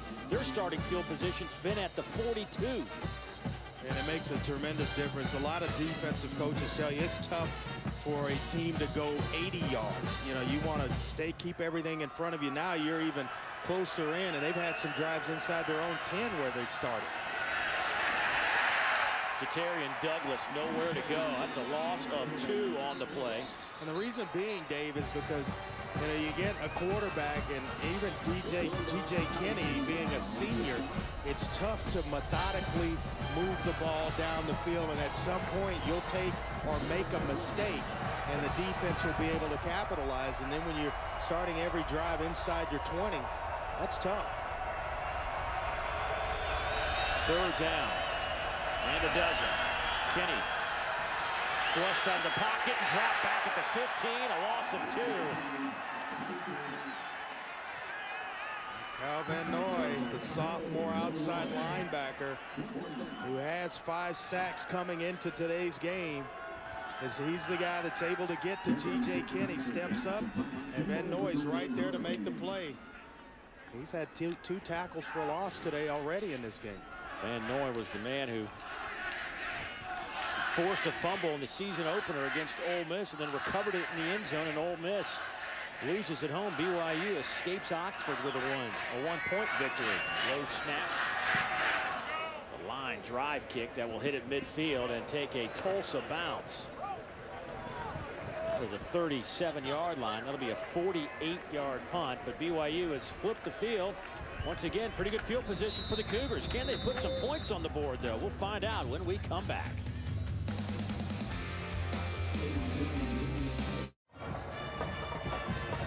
Bronco Mendenhall's defense is standing tall. Of course, the head coach took over the defensive coordinator duties last year, which reminded me tomorrow night, Chick-fil-A Bowl in Atlanta, Auburn and Virginia going at it. Gene Chizik loses his defensive coordinator, Ted Roof. So Gene Chizik, who made his name in college football as a defensive coordinator, running the show for the Auburn Tigers tomorrow night in Atlanta. Pretty good defensive coordinator. Yes. He was. First down and 10 for the Cougars. Luigi having a hard time finding any running room today. Gain of only 2 for JJ. Well, I think there may have been 3-4 yards maybe if he just gets downhill, but the Tulsa defenders forcing him to go lateral and not allowing him to get up the field. And sometimes you just got to take what's there. You start trying to make guys miss, and you start going backwards instead of getting the positive yards that are there in front of you. DeLuigi, 5 carries, 19 yards, came in averaging 5.2 per carry. Second down, and let's call it 8. 7 up in the box for Tulsa. They'll back a couple off.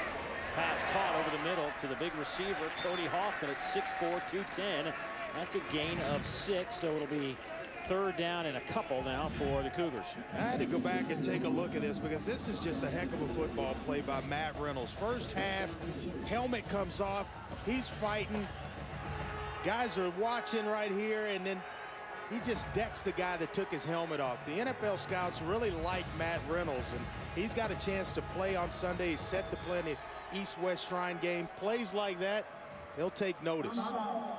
BYU take that timeout. That's a guy right there, Reynolds.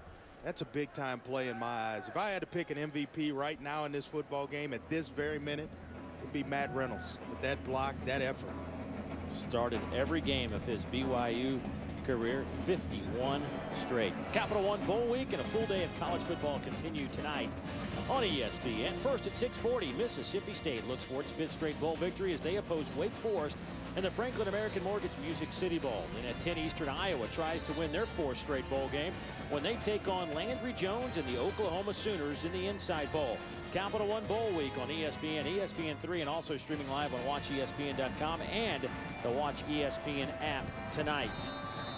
You know, we talk about Tulsa, 8-4. A lot of people hadn't paid attention. Yeah. If you hadn't paid attention, their losses all coming to top 10 teams. All 3 of those in the first month. You're talking Oklahoma, who was the top team in the country at the time. Oklahoma State, now currently the number 3 ranked team. And then Boise State. Those are tough opponents. Big collision at the point of attack. Brian Correa, their big back, got a yard. I don't think that he got it. Maybe just short of the first down marker. Needed the 48. He's about the 47 and a half. You see here just the push right there. You're getting blue jerseys across the line of scrimmage and reestablishing the line. Nice effort though by the back, but he's shortened. Finally, Bronco Mendenhall, Dave, gonna roll the dice here. Hey, it's a bowl game. What do you got to lose? That's right. Out of the I formation on 4th down and about a half a yard. Correa breaks it to the outside. First down at the 46-yard line of Tulsa. He picks up 8. Rose finally brings him down. Correa's the guy that leads the team in touchdown runs this year with 6, and he's their protection back. They like to use him in protection, but with Michael Elisa out of the game, he kind of takes over that role of being the power back today. And there he comes up big on 4th down.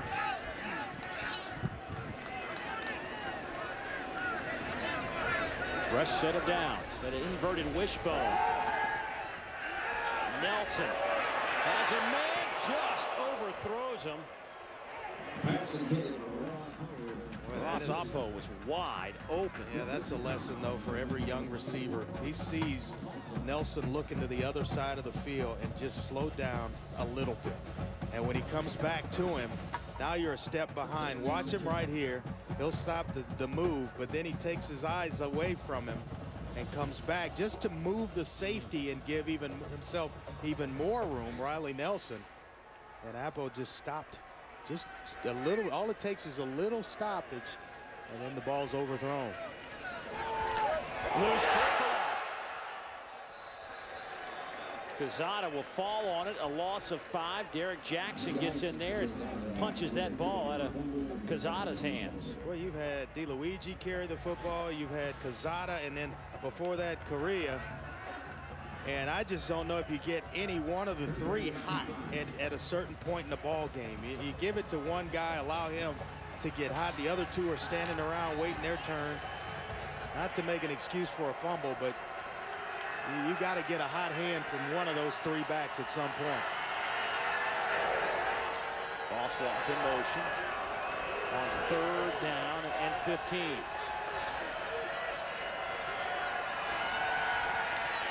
Nelson hammered as he throws, picked up. Dexter McCoy with his 2nd pick this afternoon takes it down to the BYU 35. A 31-yard return for the junior bandit back out of Luncher, Louisiana. And Corey Doris is the guy that brings the pressure, and it seemed like the entire blue wave, the front of the Golden Hurricanes, get there. And Riley Nelson sits in about as long as he could, but waiting right on the back end is McCoy. Never really had to move from his safety position, a step or 2 over. And picked it off in a nice return to set up the Golden Hurricane offense. Well, he had 2 and one, 3rd one called back because of an offsides penalty. What a game for Dexter McCoy. Throw back. Sears is going to throw it. He throws a rope. Pass is caught. Ricky Johnson held on. Well, the background on Clay Sears is he came to Tulsa as a quarterback. He moved to wide receiver in 2008 before then moving to tight end. So he's got a background as a quarterback and a throwing quarterback at that. Right here, it's a lateral. And that is timing right there. Get clock operator. Please reset the game clock to 7 minutes, 27 seconds. 7-2-7. And you got to have a little quarterback background in you if you can identify and see a guy running wide open over the field. Don't hesitate. He caught it, molded it, and then slung it on out there for a completion. Well, BYU has allowed 2 red zone touchdown passes all season. And today, they've given Tulsa 2 touchdown passes inside the red zone. G.J. Kinney looking for his 3rd. Throws to the wide side of the field. Pass caught by Nathan Largent. Gain of only 3. Kyle Van Noy on the coverage. And Largent, he transferred to Tulsa from Moorhead College out in California. Didn't see action until this season. Now his senior year. Said BYU defense, they have been very good. 9th in the country in red zone defense, and it's been hard to throw on them in the red zone, but G.J. Kinney has struck twice today. Well, they got a great plan at Tulsa in the red zone. Guys never stop working for Kinney. Oh, big hit in the backfield. Jatarian Douglas tripped up by Kyle Van Noy. A loss of 6. He came in like a missile. Boy, Douglas, he's their home run hitter in the backfield. Averaged 8.2 yards per carry this season, 7.8 a year ago, and they've held him in check. They like to run him on those speed sweeps, but he can't get his shoulder pads turned up the field. How about 3 carries, minus 2 yards for Douglas today. So now you're looking at a 3rd down and 13. First down's just inside the 5. Kinney dropped back at the 28-yard line. Who else? Kyle Van Noy. He's the team's most productive defensive player, and he's just going to get right up the middle of the formation, allow the blocks to set themselves, and then find a nice soft spot in the protection right there. Guard blocks down, tackle blocks out. He recognizes it and finds the hole and gets to G.J. Kinney. 46-yard field goal attempt on the way from Kevin Fitzpatrick. In the season finale against Houston, a game in which Tulsa lost, he knocked 2 in. Timeout. Timeout. That'll be a 30-second timeout. There's Bronco Mendenhall. We were talking to him this week about Kyle Van Noy, and he said that, you know what, one thing that he's been impressed with is that after every game, opposing coaches always say the one guy that they had the toughest time blocking is that guy. Number 3, he's their best pass rusher as an outside linebacker as well. They moved him inside there. He's just got to have a feel. When you blitz, you got to have a feel for things, allow the protection to set itself, and then find the soft spot in the protection. And that's what he did there, but he is good in coverage as well.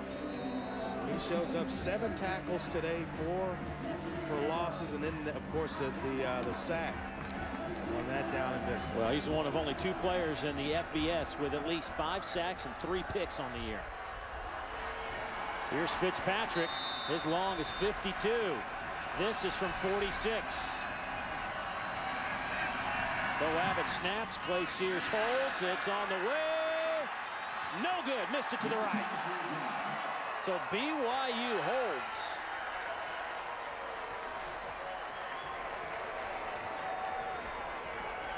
A big stop for the Cougars. Fitzpatrick had missed only 2 kicks all season. He's now 15 out of 18. Back in a moment.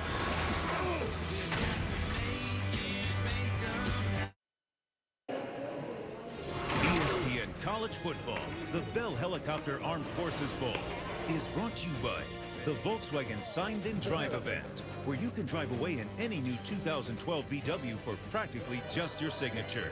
And the Capital One Venture Card. What's in your wallet? Part of Bowl Week, players have an opportunity to head out to the Children's Hospital and meet the youngsters and put a smile on their face. Just a great week. Both clubs have really enjoyed great weather, and the hospitality of the folks in Dallas and Fort Worth has been spectacular. Andre, you obviously have some great memories of your trip to the Aloha Bowl. Yeah, it's one of those deals where you get to spend just some quality time with the kids, and you think they don't know who you are. They know. They follow the game, and they start rattling off your stats and things of that sort. It's just a good visit on both sides, a good warm feeling for both the kids and the players.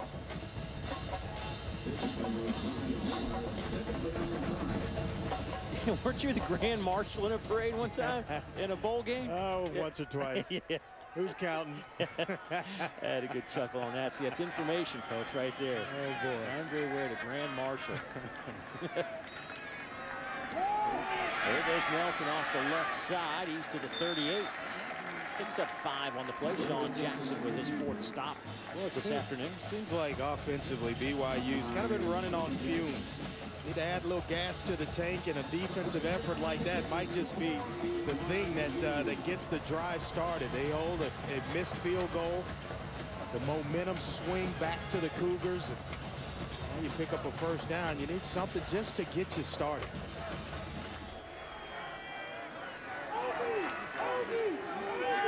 First down and 10 for the Cougars at the 39. Fake the toss sweep. Nelson runs right into some blue jerseys, gets the pass away, and it's dropped. Some more pressure on Nelson. He hasn't had a whole lot of chance to set his feet today. Sean Jackson that time getting in there. Yeah, that left side, the outside guys, Jackson and Doris, Corey Doris, the defensive end, both guys were there. They've been in the face of Riley Nelson 4 times in this ball game. They've pressured him relentlessly, this defense of Tulsa. Second down and 10. Comes some pressure. Nelson this time has a chance to set his feet. It looked like Marcus Matthews broke that route off. 3rd down and 10. Looked like Nelson was expecting him to continue on inside, and he pulled up in zone coverage in a nice window for Riley Nelson. I think this is one where Nelson should have hit this throw. Right here, zone coverage. You see the drops, and you're going to throw him right into a big lick by Dexter McCoy, who's having an outstanding game in his own right. I would definitely keep my eye on 26 in blue. 8-0 knew exactly what he was doing. BYU 3 of 13 on 3rd downs today. They came in 4th best in the country at 53%.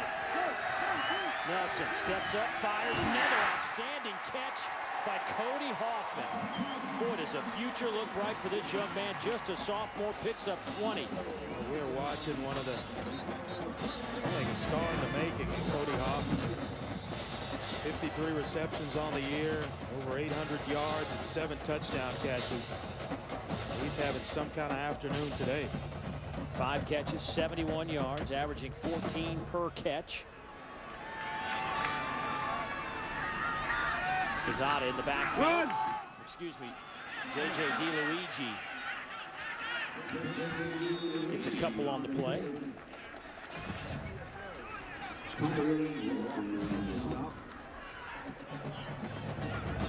Really no room to run for DeLuigi, Quezada, or Correa. A three-headed monster for BYU as they try to just keep everyone honest with the running game.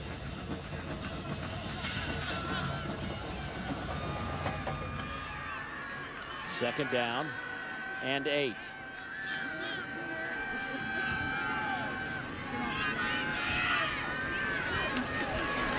Pressure comes. Pass caught by DeLuigi. That's going to be close to a first down. He needed to, if the ball touches the 31, it'll be good enough, but I don't think it did. 7.5, maybe 8. Sean Jackson finally drags him down. All right, good recognition. You're going to get the corner blitz here. So what does Hoffman do? He eases off the line of scrimmage because the next defender's got to come from way out here, but they're able to cover it up somehow.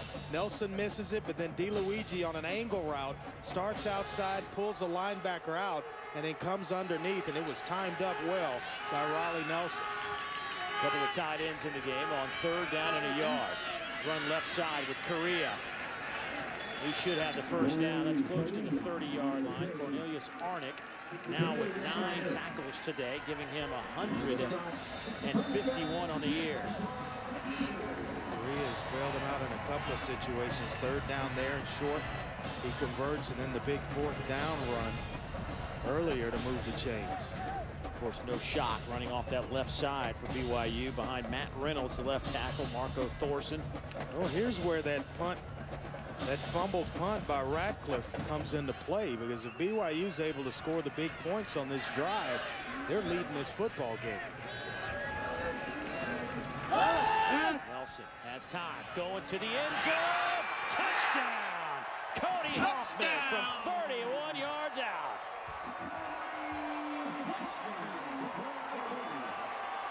Where you play the position of quarterback against zone coverage with your eyes.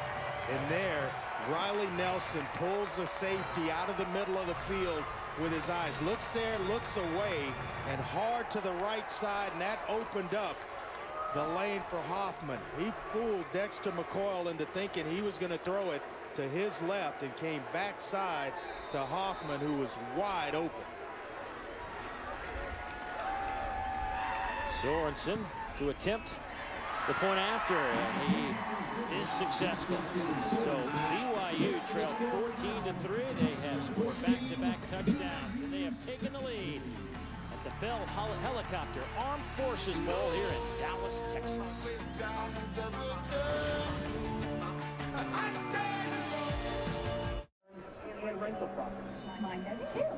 Back here at Gerald J. Ford Stadium, home of the SMU Mustangs. Home this year to the Bell Helicopter Armed Forces Bowl, celebrating the armed forces. All right, now the BYU fans celebrating that man. Cody Hoffman has had an outstanding afternoon catching the football. 6 catches, 101 yards. He now has 5 games over 100 yards receiving this year. 2 catches, 50 yards, and a touchdown on that last drive alone for Mr. Hoffman. Here's the kick. Trey Watts about a yard deep in the end zone. Trey out to the 32-yard line and steps out of bounds. Well, a lot of activity at halftime today and some special moments. And the U.S. Armed Forces was a recipient of the Great American Patriot Award from Armed Forces Insurance. At halftime, retired Army Staff Sergeant Salvatore Giunta was honored for his career serving the common good of the United States and going above and beyond the call of duty to serve and protect his country. Outstanding stuff. Some of the helicopters here in the end zone. A lot of people checking those out. G.J. Kinney, though, trying to put some points on the board for this Tulsa offense. Jordan James takes the pass, and he will pick up the first down out near the 43-yard line. That's a gain of 11. For more on Salvatore Giunta, let's go down to Kara. Guys, only 10 medals of honor have been awarded since the War on Terror began in 2001. 3 to living recipients, and Salvatore Giunta has one of those 10 Congressional Medals of Honor. Our thanks certainly go out to the men and women of the armed forces as protect us and allow us to show up every Saturday and watch college football. Certainly doesn't go unnoticed. Well, what a great day to be watching some football. It is. Absolutely. It's perfect. You can't ask for a better day. You and I were looking at the weather of some of these previous games for this game. One year it was 28 degrees, 15-degree wind chill. G.J. Kinney hit hard at the 48-yard line. You get under 50, and I don't speak that language. I'm not going Your outside speech starts on very to slur. many days. That's right. I slow completely down. I've seen it. This is your kind of day, though. It's about 65 degrees. Oh, yeah. I can't move around. Can't warm up. Dreadful. No wonder you were a quarterback. Here's G.J. Kinney. Oh, is he crushed? Preston Hadley, loss of 6 on the play. Well, they bring him on a corner blitz. And all of a sudden, he finds his way there. He is an interesting story. He walked on at junior college and then got, just kept working and eventually earned himself a scholarship. But boy, he's a tough player now. Well, that'll do it for the third quarter. BYU has stormed back to take a 3-point lead. 17-14, Cougars out in front. Fourth quarter football coming up after this.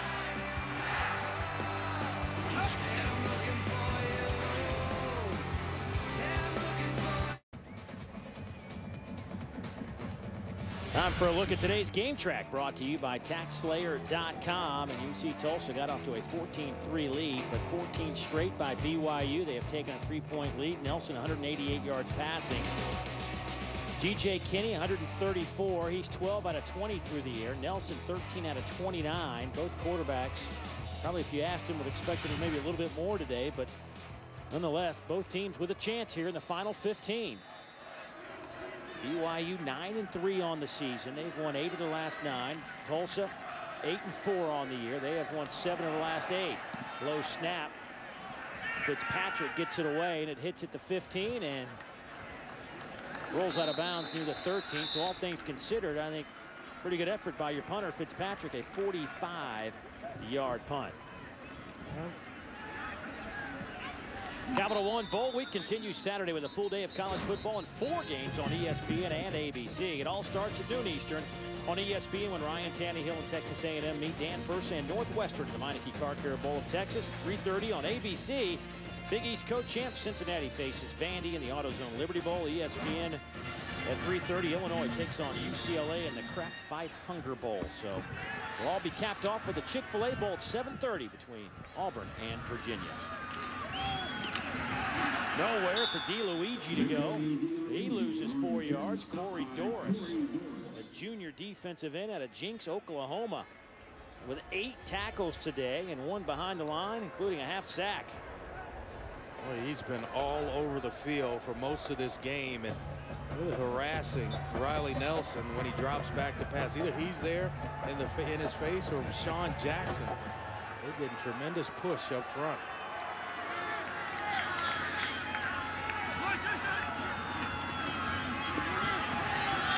Nelson stands in, incomplete, going down the middle. Cougars' worst field position of the afternoon. Well, I'll tell you what, Riley Nelson's going to wish he had this one back. He pump fakes once. He had the slant initially. Then he pump fakes Hoffman, and he's got the middle of the field. Both safeties vacate the middle of the field, and Hoffman, if he just leads him inside as opposed to straight up the hash mark, he's running for a touchdown. That's one as a quarterback. Boy, I wish I had that one back. Then you see it on film. You get even sicker.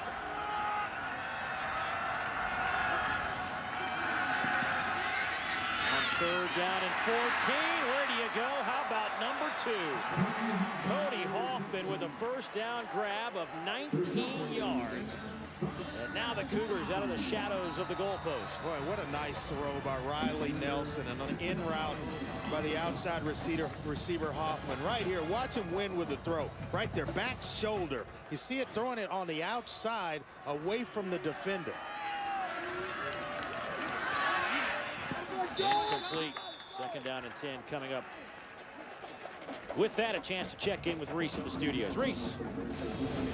Gentlemen, as soon as we're done, we will take you to Yankee Stadium. Rutgers and Iowa State, as you see Paul Rhodes with that new contract leading the Cyclones into the house. We'll give away the Steinbrenner Trophy to the winner today. It'll be fun. Rutgers and Iowa State. How about the job Paul Rhodes is doing up there at Iowa State? Big win. Put a little dent in Oklahoma Yes, State's plans this year, didn't it? 2nd down and 10. Nelson, nice play fake. Can he complete the pass? Dangerous pass. Is it picked off? They'll say no on the near sideline. Lowell Rose there. Had his hands on it, and it dropped.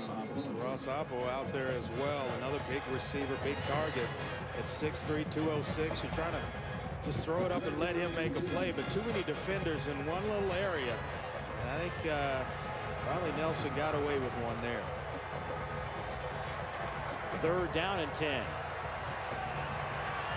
He is constantly under pressure from this Tulsa defensive line.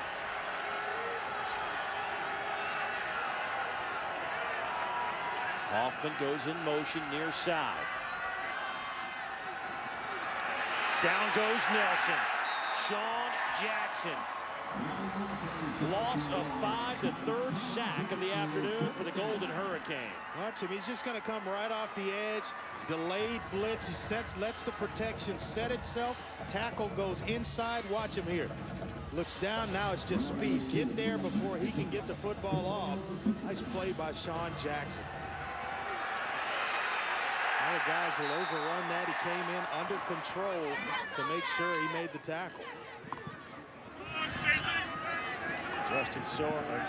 Riley Stevenson's punt goes out of bounds. They will spot it at the 42-yard line. That's where Tulsa will take over. 35-yard kick. Sean Jackson and the Tulsa defense giving their offense a chance. 17-14 BYU. ESPN College Football, the Bell Helicopter Armed Forces Bowl, is brought to you by Bell Helicopter, on a mission to support America's warfighters. TaxSlayer.com, $9.95 for your federal tax return. And Expedia, the best travel tools are all in one place. Where you book matters. Expedia. Well, at halftime today, another outstanding moment here as a lot of young men and women enlisted into the armed forces today at halftime, right in front of all the folks here at Gerald J. Ford Stadium on the campus of SMU, part of the Bell Helicopter Armed Forces weekend. G.J. Kinney slings it incomplete, looking for Jatarian Douglas, 2nd down and 10. You know, as we look at G.J. Kinney, and the young man coming back home was one of the most prolific, if not prolific, quarterbacks in Texas high school history.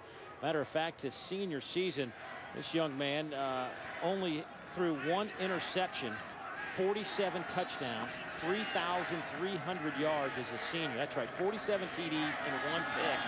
But there's more to this story. Big hit on Brian Burnham, who was slow to get up.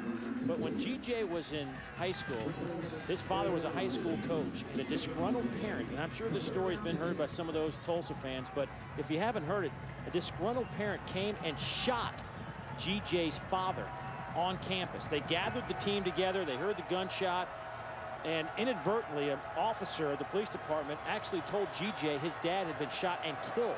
Well, that wasn't the case. They got him to the hospital. He was in the hospital a while. Obviously, he's okay. He's now coaching high school football here in Sherman, Texas. But an amazing, remarkable story.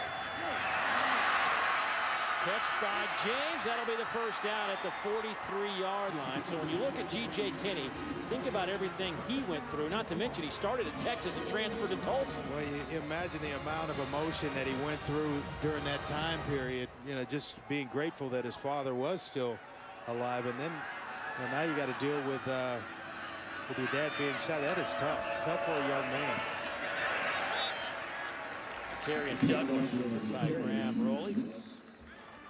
Boy, I know one thing. He doesn't regret the transfer from Texas to Tulsa because he's done some magical things under center since becoming eligible, having to sit out the year, and then the past couple of seasons he has been nothing but a model of consistency. You see the 80 touchdowns, only 32 interceptions.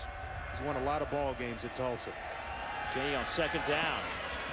Slings one near side, incomplete. With that, we have a chance to go down to Kara for more on GJ. Well, guys, Texas has a Big Brother program, and G.J. Kenny's big brother with the Longhorns, no other than Colt McCoy. Kenny says he learned so much from watching Colt off of the field, and he's taken a lot of the leadership that he watched from Colt McCoy and established it at his quarterback position at Tulsa. They list him as the most influential person that he's ever met in the media, and the Tulsa media guy. Big third down here for the Golden Hurricane. 3rd and 8. Kenny slings one, caught at the 27-yard line by Brian Burnham. That's a first down. He caught it right in front of Preston Hadley. Gain of 12. I'm impressed with Brian Burnham because a lot of receivers that took the shot he took a couple of plays ago would have folded the tent and headed to the sideline. He comes right back, bounces up in pain a couple of plays later, and makes a nice grab for a first down. There's a big hit in the backfield. Loss of 3. Wona Kavinga comes flying in from his linebacker position. Now you're looking at a second down and about 13. Yeah, Kavinga's an interesting story. He originally committed to BYU, and then he signed with USC. He felt so bad about going back on his word that he transferred back to BYU 2 years later.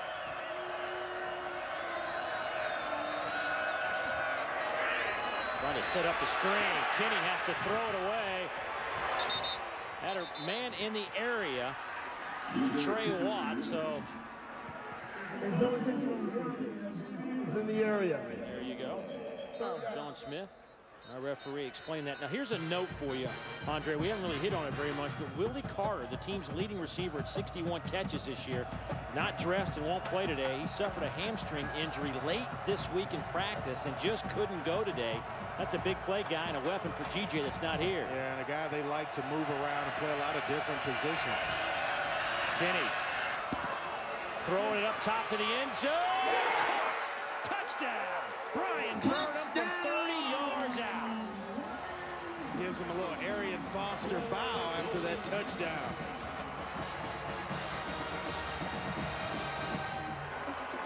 Boy, when you have a weapon like Brian Burnham, a big, tall receiver that can time throws, this is where he is really, really effective. Down, you get him near the goal line, and right there, a little shove, but it's not speeding until you get pulled over. 28 touchdown passes this year for G.J. Kinney. He is second all-time in Tulsa history. Clay Sears will hold it. Bo Abbott with the snap, and Kevin Fitzpatrick with the kick. Works well. Burnham had to go make a play for his quarterback. Guess what? He did. So Tulsa comes back to take the lead. 21-17 here in the fourth.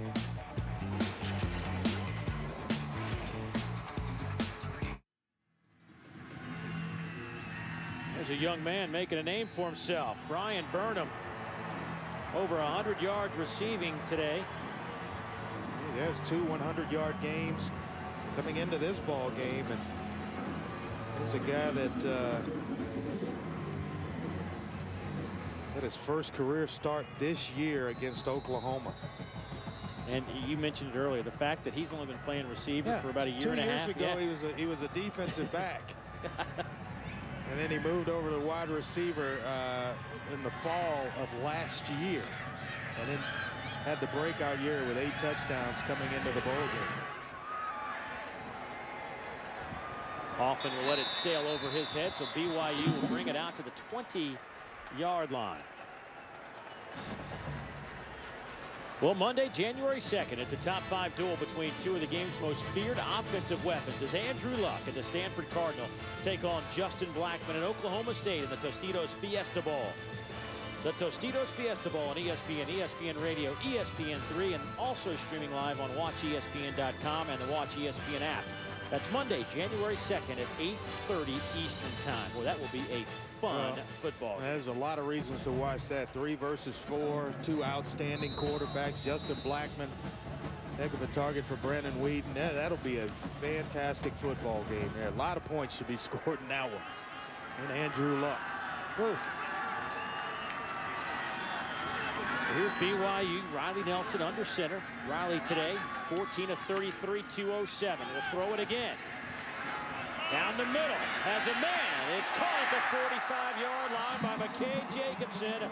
35 yards on the throw and catch. Boy, what you like to see from a quarterback is you learn a lesson that you've made during a ball game. He threw a pass to Hoffman that he threw outside, and he had the middle of the field open. Same look where the middle of the field's wide open. Now you can lead the receiver into the big old hole in the middle of the field. Nice job by Riley Nelson in recognizing the coverage.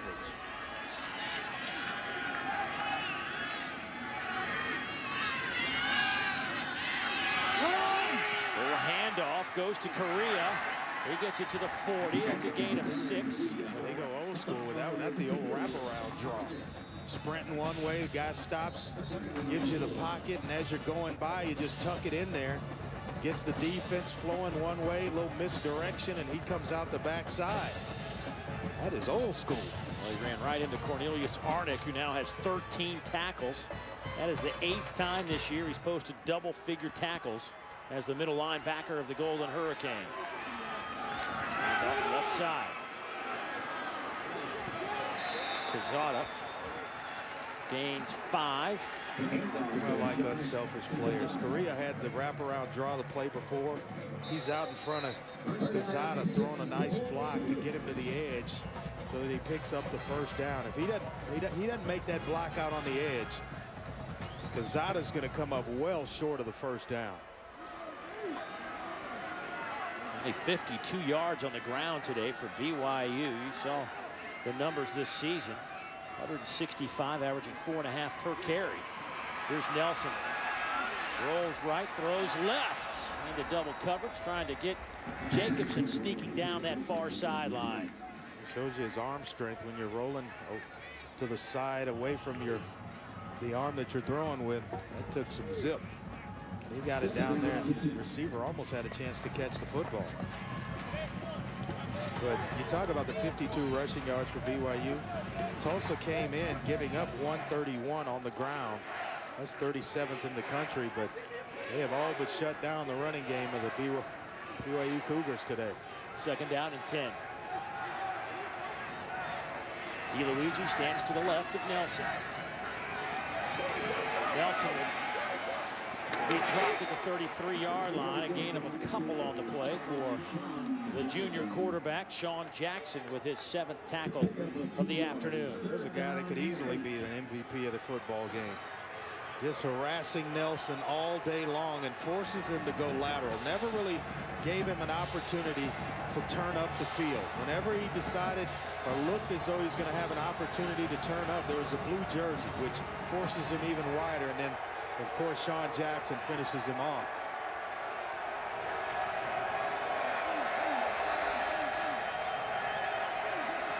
Pressure comes. Nelson hit over the middle. Incomplete. Looking for J.D. Folsom. Arnott gets home. And they blitz, and Nelson stands in there and he takes a shot, but he's been taking shots all game long. Look here, they have harassed him down after down. Corey Doris, Sean Jackson, Cornelius Arnott. And even when they're not sacking Riley Nelson, they're getting there where he's getting the football out, but he's taking tremendous punishment. 7 pressures on the day by this Tulsa defense. Timeout on the field on a 4th and 8. Tulsa taking that timeout. Well, I tell you what, Cornelius Arnott, I was impressed with his tackle total. The middle linebacker for Tulsa coming in 6th in the country in tackles. Well, he has done it again today with 13 stops. He had 2 games this year where he had 18 tackles in both games, and he moved to the middle from outside linebacker after his sophomore year, and he moved from DB to linebacker after his freshman year. So he's just made himself into a pretty complete football player. 165 tackles. Amazing. That's a lot of collisions. Cornelius from right here in Dallas coming home, the senior linebacker. Little pooch punt to the corner. Stevenson will hit it to 5 and down on the spot. Daniel Sorensen will pin Tulsa inside the 1. Good special teams. Tulsa's up 4, but backed up with the football when we come back.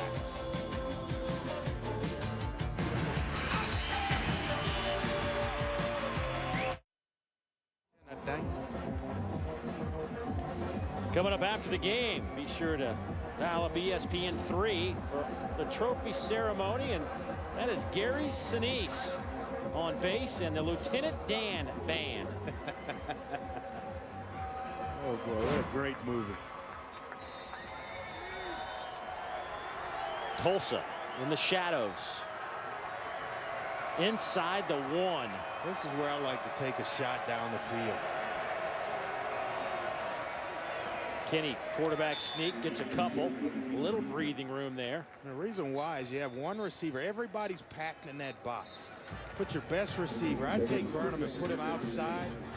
And you got to coach your quarterback up beforehand. And look, 3 steps, the ball is gone, or a quick 5, the ball is up, and allow Burnham a chance to go up and get it. A lot of times, defenders you'll get pass interference, or you come away with a catch. You're just trying to get yourself out of a hole right now. 2nd down and 8.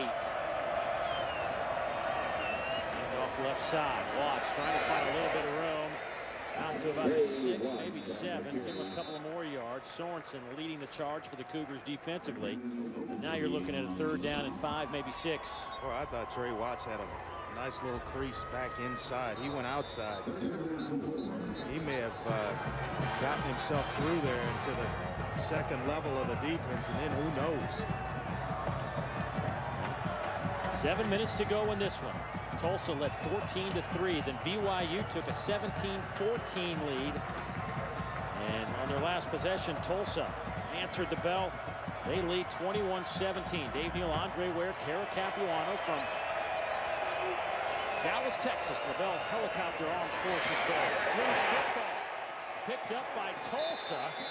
Clay Sears happened to be the man on the spot. Where are they going to mark it? Just outside the 10. That's going to be close. I think it's going to be short of the 1st down. Punt the football with a lead. You can't afford to. By the offense. Result of the play is 4th down. Oh, nice play on the outside of Kyle Van Noy. Was able to not only make the tackle, but force the fumble right there. Allowed Sears to pick it up. But I think well short of the 1st down. Well, Van Noy is as good as advertised. Coaches talked about him. Bronco Mendenhall, and just how good he was. You look at it, 9 tackles today, 4 behind the line of scrimmage, 2 sacks, a pressure, and then there a forced fumble. He has had one heck of a football game. Here comes some heat. And a collision in the end zone on the Tulsa punter. There goes the flag. Fitzpatrick took a shot. I couldn't tell if it was Van Noy. He was one of the guys back there. Running to the kicker. Defense number 2027. 5-yard penalty. Results in the first down. Yeah, it's the lesser of the 2 penalties, but still it's going to be enough to give Tulsa a first down. BYU thinks they might have got a piece of the football. Let's see. I think that's what Van Noy was lobbying for right there. Well, that's hard to see. Maybe this angle will give us a better look at it. He tries to pull up. Both guys. I'll tell you, Van Noy, that was close. I don't know that you can really tell if Van Noy got a fingertip on that or not. Regardless, Tulsa snaps it quickly. Kinney back to pass. Will sling it out to Trey Watts. Watts to the 23, maybe 24-yard line. A gain of 8. The clock's moving. 5:50, 5:49 to go. Boy, there's the experience of a senior quarterback right there. He's played a lot of football. Scans the field. No one open. Nowhere to check the football down and still get yourself a big gain. That goes. A lot of guys that play under center really don't know how important that is. Second down and a couple. Here's the pitch. Watts swallowed up by some white jerseys. He loses a yard. Third down coming up. And with that, let's check in with Reese Davis. Just as soon as you guys are done, you'll see one of the fine receivers in the country. Mohamed Sanu of Rutgers set the Big East single-season record, 6th in the nation in catches per game. Rutgers and Iowa State coming up in the New Era Pinstripe Bowl. Then later on, Mississippi State and Wake in the Franklin American Mortgage Music City Bowl. And the Insight Bowl caps it off. Iowa and Oklahoma, 10 o'clock Eastern time tonight on ESPN. Road blocking horns tonight. Tell you what, Reese Davis better buckle up. He's got a long day. It's a long day ahead for my man Reese. There you go. Third down and 2. Boy, this is a huge down. That is probably an understatement. Pressure comes. Incomplete. Van Noy putting the pressure on Kinney. And now it's 4th down. Well, that's why as a quarterback, you got to really work during the offseason, during practice time of release points, because very rarely do you get to just take a 5-7-step drop or 3-step drop and no pressures in your face. So you got to be able to deliver the football accurately from a lot of different positions with your arm. And there, Kenny's almost able to put enough on it to get it to a receiver, but it's a nice little coaching point for young quarterbacks. Fitzpatrick to punt it away. J.D. Falsliff back to return the punt. Boy, it is a end-over-end line drive kick. Falsliff has some time to return it. Falsliff to midfield into Tulsa territory. I'll say it looks like Wilker, doesn't he? 22-yard return after a 47-yard punt. 4:18 to go. BYU's down 4. They've got the football.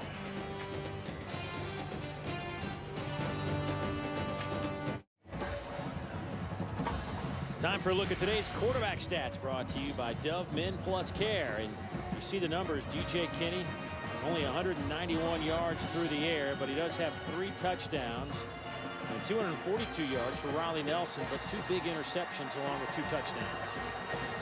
And I'll tell you what, Riley Nelson can put a stamp on his BYU career here with a comeback, the Bell Helicopter Armed Forces Bowl. Quezada on the carry, only a yard off the right side of that line. Left guard Marco Thorson loses his headgear. Deshaun Buffer, the defensive tackle, right there to make a nice stop and not allow the back to get his momentum started. Well, they have just really established the line of scrimmage behind the BYU offensive line most of this game. Second down And we'll call it 9.5. Nelson running for the sidelines, trying to get out of bounds. DeAndre Brown pushes him out. No gain on the play. Now you're looking at 3rd down and about 9. Oh, a nice play by the junior outside linebacker, DeAndre Brown. You can't lose containment. And remember, he's in for Alan Dock, a pretty good football player that left the game with a knee injury. He had 68 tackles. Brown there keeping nice outside containment. He was kind of known as the best blitzer off the edge for this Tulsa football team. Even though Nelson went out of bounds in college football in the final 2 minutes of the half and the game, only then does the clock stop when you run out of bounds. Nelson on 3rd down, slings it over the middle, incomplete. It almost looked as though that ball was tipped. It started nosediving about halfway to the intended receiver, Cody Hoffman. 2:54, Andre. 4th down and 9. You got to go. I think you have to, and I would actually call the play to maybe try to position myself for a 4th and medium, 4th down and short, rather than taking the shot on 3rd down. Just, you know, something to where you catch it and get somebody up the field relatively quick. 4th and 9.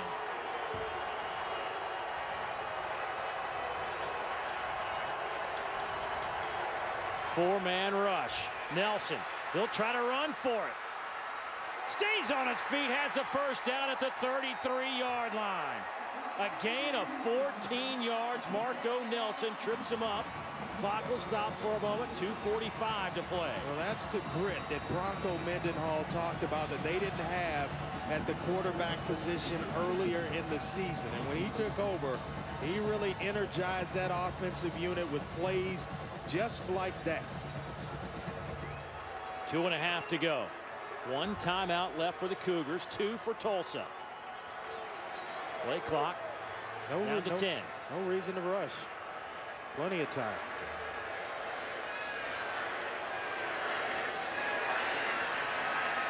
Nelson over the middle, threw it right behind Cody Hoffman, who almost one-handed it. Well, if there's any such thing as sure-handed receiver, it's Cody Hoffman. He pretty much catches anything thrown to him.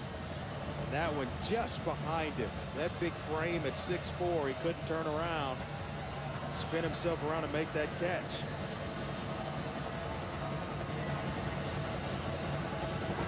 Second down and 10. Nelson today, 15 of 38, 242, 2 TDs, 2 picks.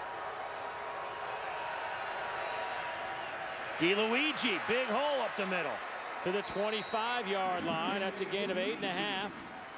He'll be 1.5 yards shy of the 1st down. Dexter McCoyle with his 10th tackle. Well, what you're trying to do right now, Dave, is move the football and score and not really leave Tulsa with any time to go down and get points of their own. So you want to take care of business, really not in a rush with 1:45 left, and you still have the timeout in your back pocket. 3rd down and 1.5 yards. Couple of tight ends. Handoff goes to Correa. He just barrels his way for 5. 1st down. Stop the clock at 1:34. Well, he has had a nice game today. Usually use him in short yardage situations as they did there, as well as he's their pass protecting running back. They use him to block up the edge, sure things up in pass protection, but he also leads the team in rushing touchdowns. On 1st and 10.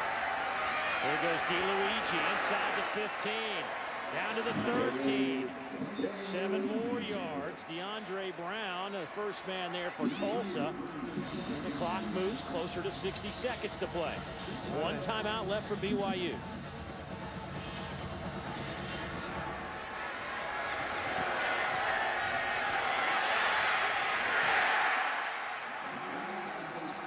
Loss of 1 yard. Timeout, BYU. Timeout. BYU. Team, third, final. Timeout. It'll be a 30-second timeout.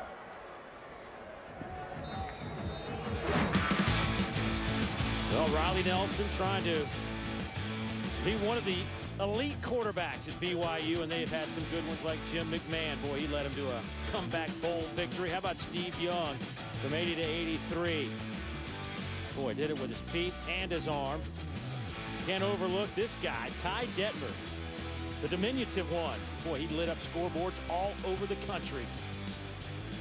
Boy, Lavelle Edwards had a host of quarterbacks.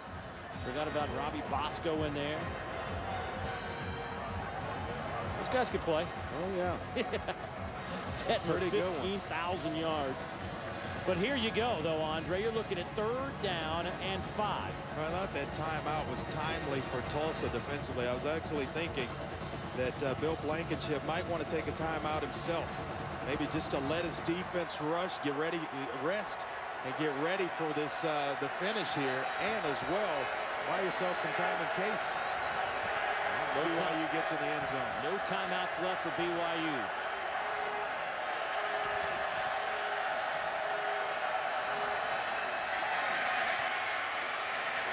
Nelson to the 10. 1st down. Now you got to hurry. Chains are going to move. That'll stop the clock at 41 seconds briefly until the chains are set. And without any timeouts, now you're in hurry-up mode if you're BYU. 10th play of this drive. Clock starting to tick. Here's Nelson looking to the end zone.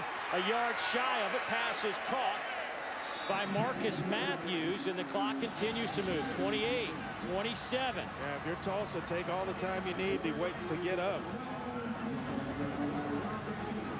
Don't get caught out of position. 18 they seconds. Clock it. He'll fake the clock. Throw to the end zone. Touchdown! Cody Hoffman with 11 seconds remaining. His 3rd touchdown grab of the afternoon, and BYU has the lead. Who'd you put on your MVP ballot? I think I wrote in Cody Hoffman on mine. And the big guy comes up big. Right at the end of the ball game, you want to make a play, you go to a guy with some sure hands and the size right in the corner of that end zone, Cody Hoffman. Oh, what a nice drive by Riley Nelson.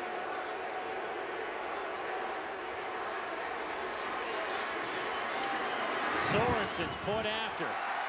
Splits the uprights. BYU storms back behind Riley Nelson at quarterback.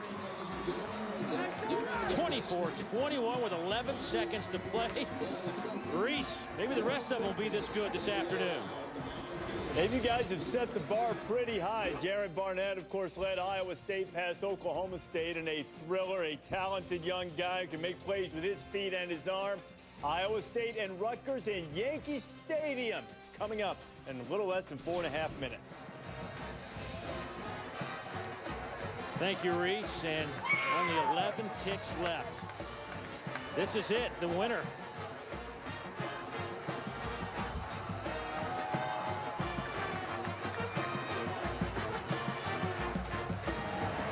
Nice job there by Riley. The fake here. Dan Marino years ago fakes one, throws it out for a touchdown. Riley Nelson takes a page right out of his playbook. Well, that was sweet. Everybody else relaxes because they think you're hurrying to clock the football, and you're so close where you can get away with it. Oh, what a nice job. That's an excellent play call.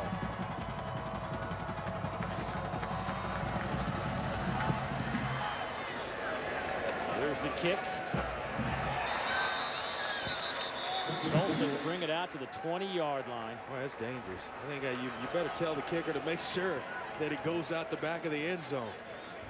All of a sudden, you get a return man that gets his hands on it, Trey Watson. He hits a home run. Boy, you'd be regretting that one for the entire offseason. Congratulations to that man, Cody Hoffman, our Capital One player of the game. 8 catches, 122 yards, 3 touchdowns. And a star is born. The 5th 100-yard receiving game this year for the sophomore wide receiver out of Crescent City, California. That drive, 12 plays, 48 yards, a little over 4 minutes. Riley Nelson, and as the coaches said, he just wills his team to wins. He's going to go to, unless a miracle happens here, 6-1 as a starting quarterback. He overcomes the 2 interceptions, and they were bad ones, but you play 60 minutes, and if you can stay close, you have a period of time where you can make up for some bad plays early. And Riley Nelson just kind of hung in there. And then one of the better 2-minute drives I've seen put together this season. He leads his team down the field and then gets in the end zone.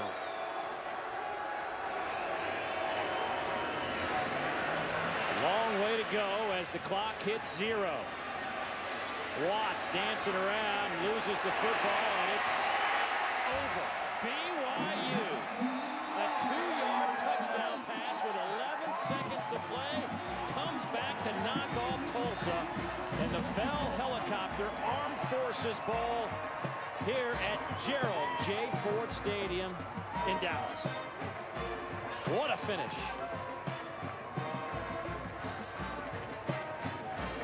BYU will finish the year 10-3. Tulsa goes to 8-5. So congratulations to BYU, our Bell Helicopter Armed Forces Bowl champion. Coming up next, it's Rutgers and Iowa State in the New Era Pinstripe Bowl. The proceeding has been an exclusive presentation of ESPN, the worldwide leader of sports. So for Andre, Kara, and our entire ESPN crew, I'm Dave Neal saying so long from Dallas, Texas.